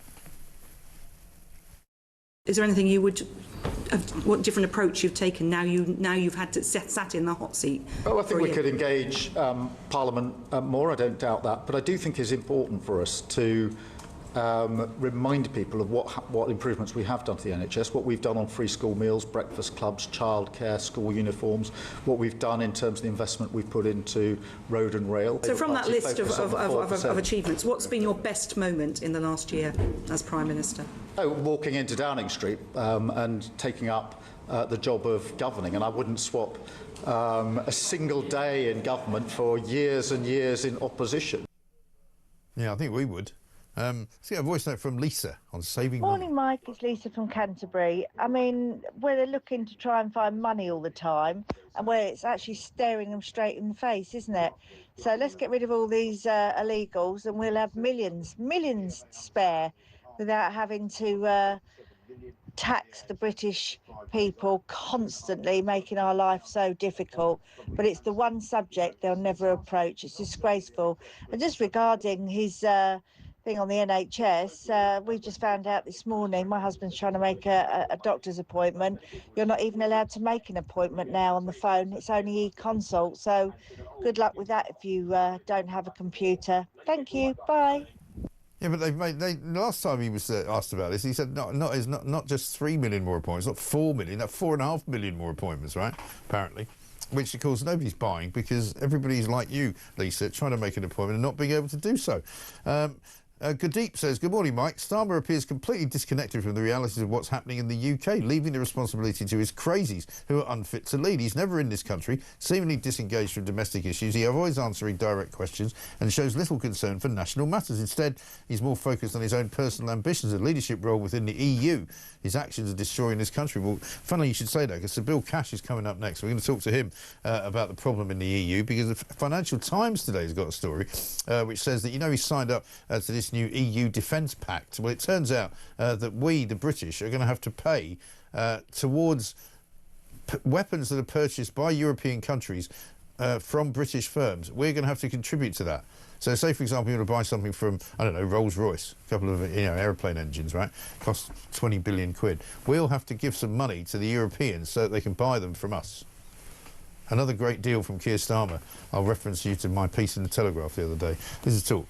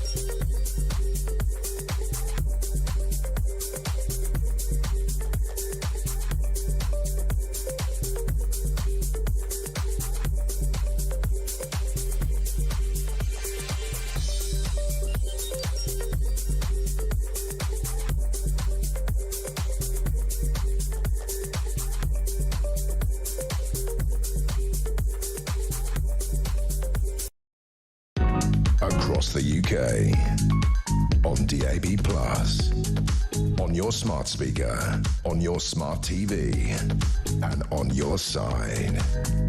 This is Talk. Welcome back to Morning Glory. I'm Mike Graham with you until just before 10 o'clock. Alex Phillips is here in for Julie Hartley-Brewer. Jill from Cheshire says, morning, Mike. Yes, saving money from using hotels for the illegal immigrants by spending a fortune on turning empty shops on the high street into HMOs. This is happening in my area. How is that going to help local retailers? Moving migrants into the middle of our small town day and night, this is going to be a disaster. And Peter in Suffolk says, morning, Mike. Why did the government keep announcing the building of Sizewell C? I live in the area. They've been working on it for about 2 years. Yeah, a couple of other people have told me that as well. Absolutely ridiculous. Let's talk about Europe, though, and the European Union, because yet another area of what we can call misrepresentative behaviour from Keir Starmer. So Bill Cash is here, former Conservative MP and former chairman of the European Scrutiny Committee. So, Bill, very good morning to you. Very good morning to you too. It's always a pleasure. Good to see you. I'd like to draw your attention, I don't know if you've seen the FT this morning, but it turns out that, you know, this deal that Starmer's done to be part of the kind of European defence capability, it turns out, according to their front page, that Britain is going to be charged by Brussels for sales, whichever those sales are, even if they're bought from British companies that we should be sort of revelling in. We're going to have to contribute to the cost of them. This is completely insane. Yeah. The reality is that this is all part of a defence arrangement, which is effectively a sellout, so that Starmer can then re-engage with the European Union on his surrender plan. This is what's going on. Yeah. And it's going on, it's affecting and fundamentally moving us back towards the European Union the whole time. It is an infringement of our sovereignty. They're bringing in statutory instruments. It's not being properly done. It's completely constitutionally, in my opinion, legally improper. Yeah. They shouldn't be doing this. We had a referendum. The British people spoke. We left the European Union. We left the European Communities Act 1972, which subjugated us to Europe. And now he is re-engaging. There is no benefit to us, and we're actually paying for the privilege of it. It's a total and utter disgrace. It really is. And I mean, you and I spoke about this the last time you were on. Is there a legal remedy for us? Is there a legal way that we can prevent this from being the case? Well, we've set up a new group, and it's a very powerful group called Stand Up for Our Sovereignty. And actually, people such as myself and John Redwood and really serious Eurosceptics who've been on the job for the last 30 years of all joining together. I won't give you all the names, but I'll tell you, we are working flat out, and we are looking for every conceivable means of trying to get the information out to people. And the more people who join us, the better it will be, because we're facing a revolution. It's called a reset, and they're going to bring in a bill to try and turn the whole thing into what they claim to be a reasonable way of going back into the European Union. There is nothing reasonable about it whatsoever. They're letting down and betraying the British people 100%. Yes, and we learned just the other day, I wrote about this in the Telegraph, that, you know, we're going to have to pay more money as well into their food standards organisation. Yes. And their carbon contracts as well. So that's more money they've committed us to. Mike, you always ask the right questions. The answer is it's a complete and total sellout. And we left the European Union. We shouldn't be paying money back into it. Some degree of cooperation in NATO, all that sort of thing is absolutely right and the right thing to do. We've been cooperating with NATO since 1949. This is not the same thing. And basically, the whole of the European Union is a shambles, a charade. And I don't know whether your viewers have heard of a man called Wolfgang Munchau. He is the authority on all matters relating to Germany. He wrote a book called Kaputt. He just said it's all over. The economic miracle of Germany is over. And he sets it out in graphic detail. And then you've got the World Economic Forum and all these other people, the Bilderbergers, all the rest. And Starmer is working hand in glove with these people to betray the United Kingdom. That is what is going on. And we're now facing a silent revolution. We're making a lot of noise about it because we know what it's doing. It's absolutely unwinding the advantages that we have from Brexit, which are massive. We have our self-government. We have our democracy. We have the right to be able to govern ourselves. That is the point, and he is betraying Britain. He must be, because, I mean, and you must be right about Germany being on its backside economically, because otherwise why would Friedrich Merz be spending a couple of days in Downing Street with, you know, hugging Keir Starmer and kissing him and doing some kind of ridiculous deal? And the hug-in with Macron as well. Right. And the way they betrayed Northern Ireland, that's another factor. This is a constant theme of betrayal. He always wanted a second referendum, Starmer. He's never changed his position, and what they're doing is by salami slicing, doing it by statutory instruments which have virtually no ability to be able to be checked in the way in which legislation can be done on the floor of the House of Commons. And yesterday they passed another act called the Production, and believe it or not Metrology Bill, which is now enacted. And that is realigning us with all European laws in that field of activity.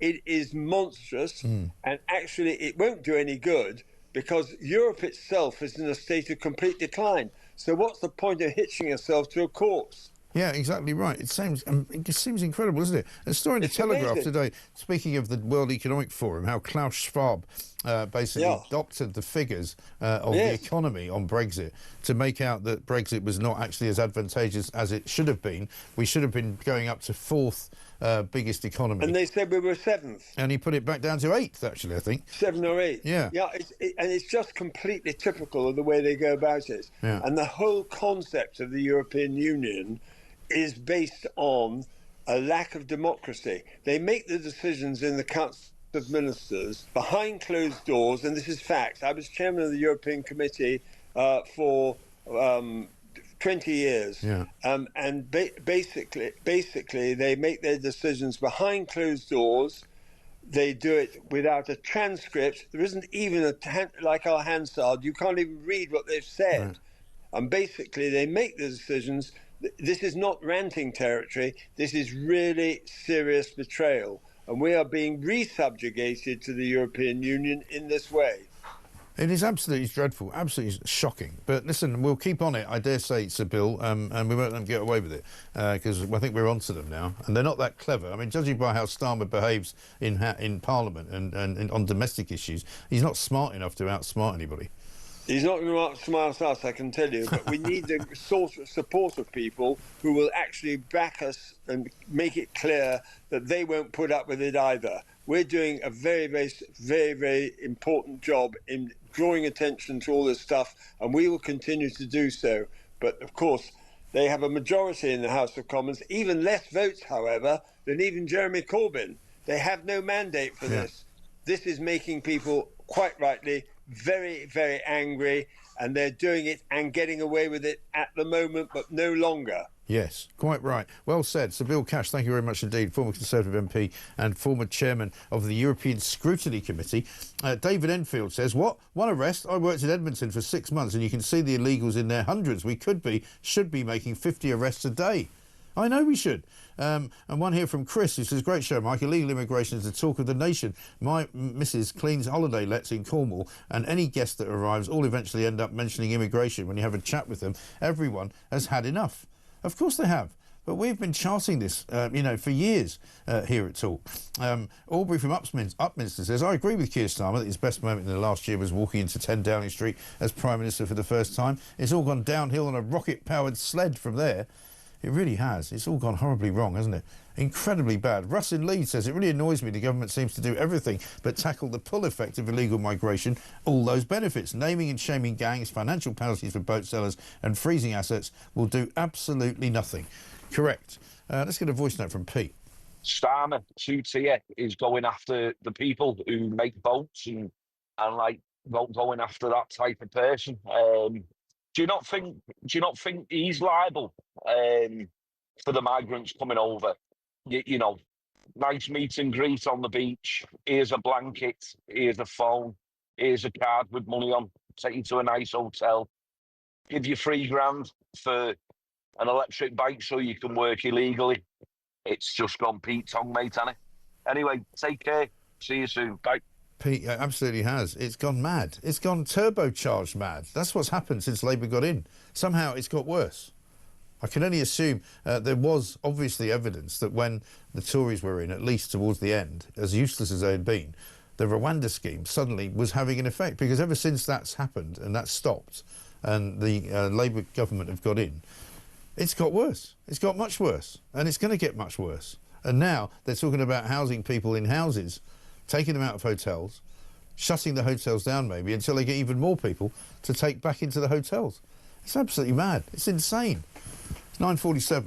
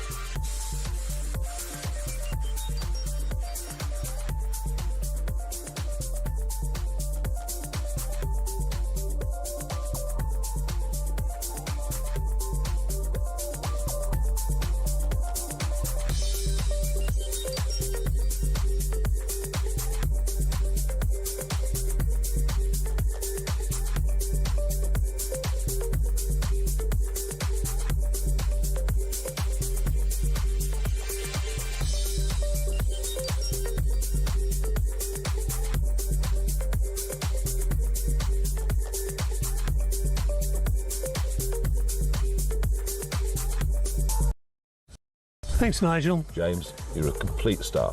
I hope I've got more than a few weeks, but... Well, so do I. That's really made me... So do I. And you never know, miracles do happen. They do. They do happen. Well, your career's been a miracle. Yeah. Well, it has, considering I had no A-levels, O-levels, CSEs, or even a letter after my name for broadcasting. You said to me the other day, you've never really had a job. I haven't.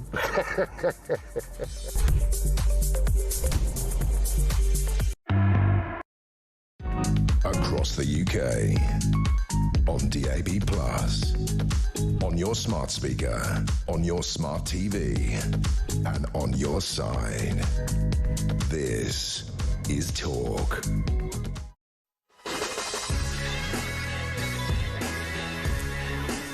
Welcome back to Morning Glory. 10 minutes to 10. Alex Phillips will be here very shortly. A bit of breaking news for you if you missed it this morning. The government has announced the construction of the Sizewell C nuclear power plant in Suffolk, which will cost around £38 billion, with it being the biggest equity shareholder in the project. That means we are the biggest equity shareholder in the project. And, of course, locals have said to me, why do they keep announcing that they're going to construct it when they've already been working on it for 2 years?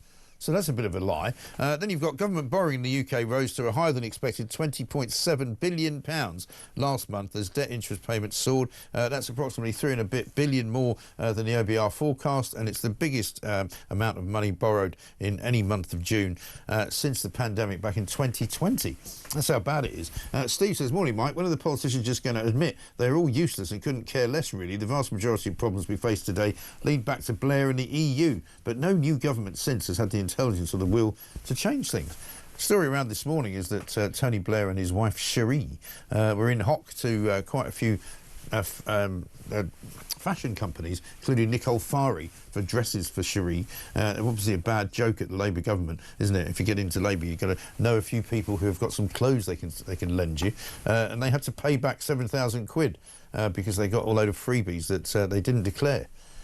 You just can't beat a socialist, can you? Let's get a voice note from Len. Morning, Mike. Glenn in Colchester here. Can you do us all a favour? Could you get your researchers to just do a bit of research on these NHS appointments, all 4.5 million of them, and actually find out how many were actually sat? I mean, we can all come up with 4.5 million appointments. Great. But actually, how many were sat? That's going to give us the true number. Cheers, mate. Yeah, well, this is what I've been saying, Len. There's no question in my mind that this is all a scam, OK? Because they said when they came in that they were going to create 2 million more appointments. And then they said they had somehow made 2 more million appointments available. Then they said it was 3 million. And then most recently, Keir Starmer said, actually, it's going so well, and this was when he was at that NATO summit, he said, we've now got 4 million more appointments. But, of course, what I know, because we know this from talking to you guys out there, because every time we ask the question whether you've had an appointment made or cancelled, the answer always comes back the same. And almost everyone that I speak to says, oh, yeah, I had an appointment made for April, and then it was cancelled the week before, and then they gave me another appointment in May, and then that was cancelled the week before, and then they gave me another appointment in June. And so I was hopeful that was going to happen, but then that got cancelled as well. So 4 appointments, the next one's in September. So you get 4 appointments for one actual procedure.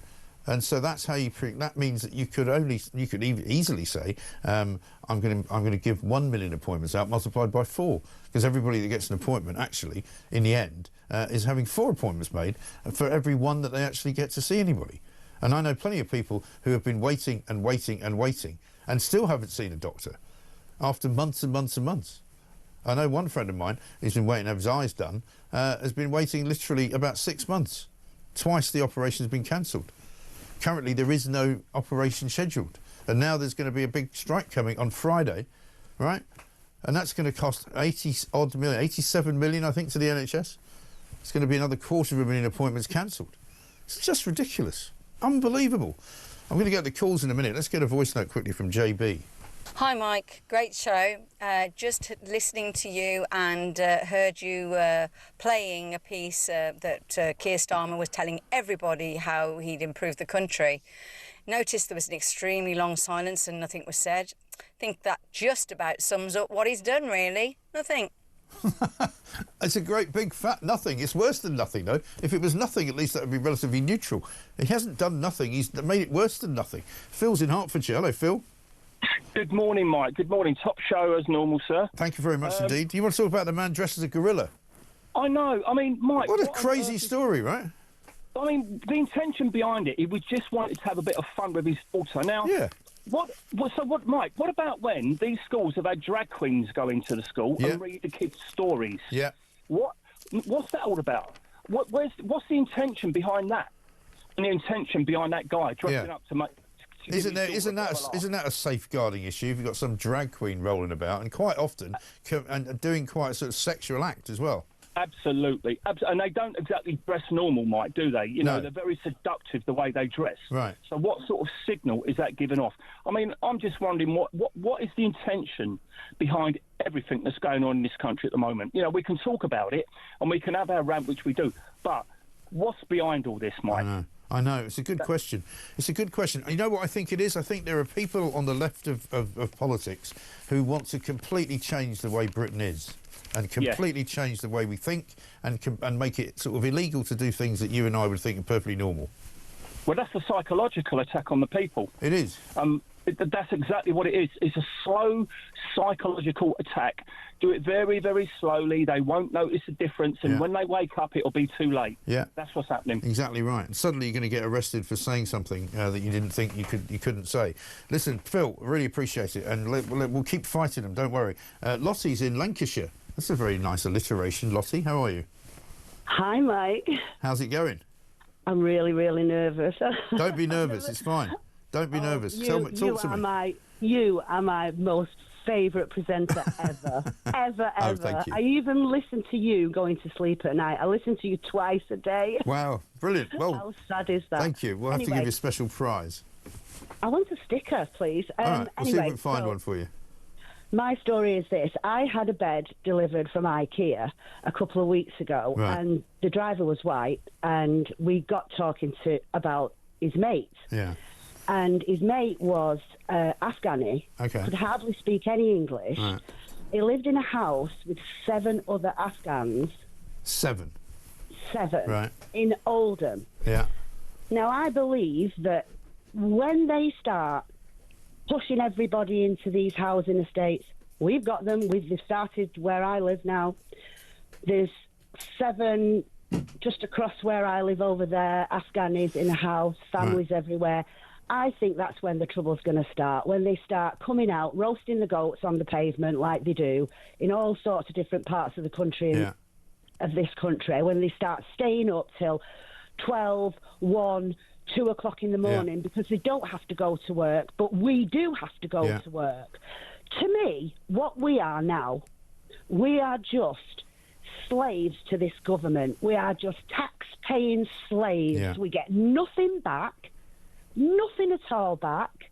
We are tax-paying slaves to this government. And I'll tell you which planet Starmer's on. He's on planet Starmer. Yeah. He really is. Yeah, I don't know what planet. I don't want to be on that planet, thanks very much indeed. But listen, Lottie, great to talk to you. Thank you. And there was no need for you to be nervous at all. Lottie in Lancashire there talking about the Afghan problem and the 7 people living in a house and all of that. It's all happening. It is happening literally as we speak. Alex Flippers here. Very good morning to you. Good morning, my darling. So many people today just had enough, you know. They're just like, what is going on in this country? Tell you what I suddenly thought this morning, basically. I had one of those light bulb moments, basically about 5 minutes ago. That I suddenly thought, actually, I do think this government will fall. Before, I didn't think that was possible. I thought we're going to have to slug it out for 4 years.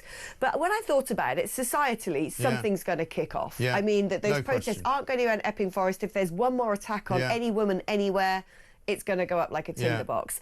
Structurally, we're in a disaster phase. If the doctors go back on strike, again, more pressures on public. Is huge. And the debt, I think we might have to be going to the IMF for the giant charity check. And I think that third blow, if we have to go to the IMF, that'll bring down the government. Yeah, I believe that. I've believed it ever since. I actually now think I've believed that we it ever need to get since ourselves last summer because I knew that they were doing something wrong. I didn't know what it was. I could smell it though. I knew there was something really rotten at the heart of this government. There's something really rotten at the heart of Keir Starmer. Very, very wrong. You know, and it's all coming out. And it's funny, isn't it? Because the Conservatives are having their reshuffle. Lies, so they must smell blood. That's what I think. Kemi's not been up to the task, but I think they're moving James cleverly in because eventually they'll want to transition her out and make him the candidate to lead us into a general election. Yeah, maybe. And I think they've scented blood now, because I think it'd be the IMF will be the final straw. Well, if the wheels that have happens. just all come off, haven't they? Oh, I mean, there is totally. nothing that works. There is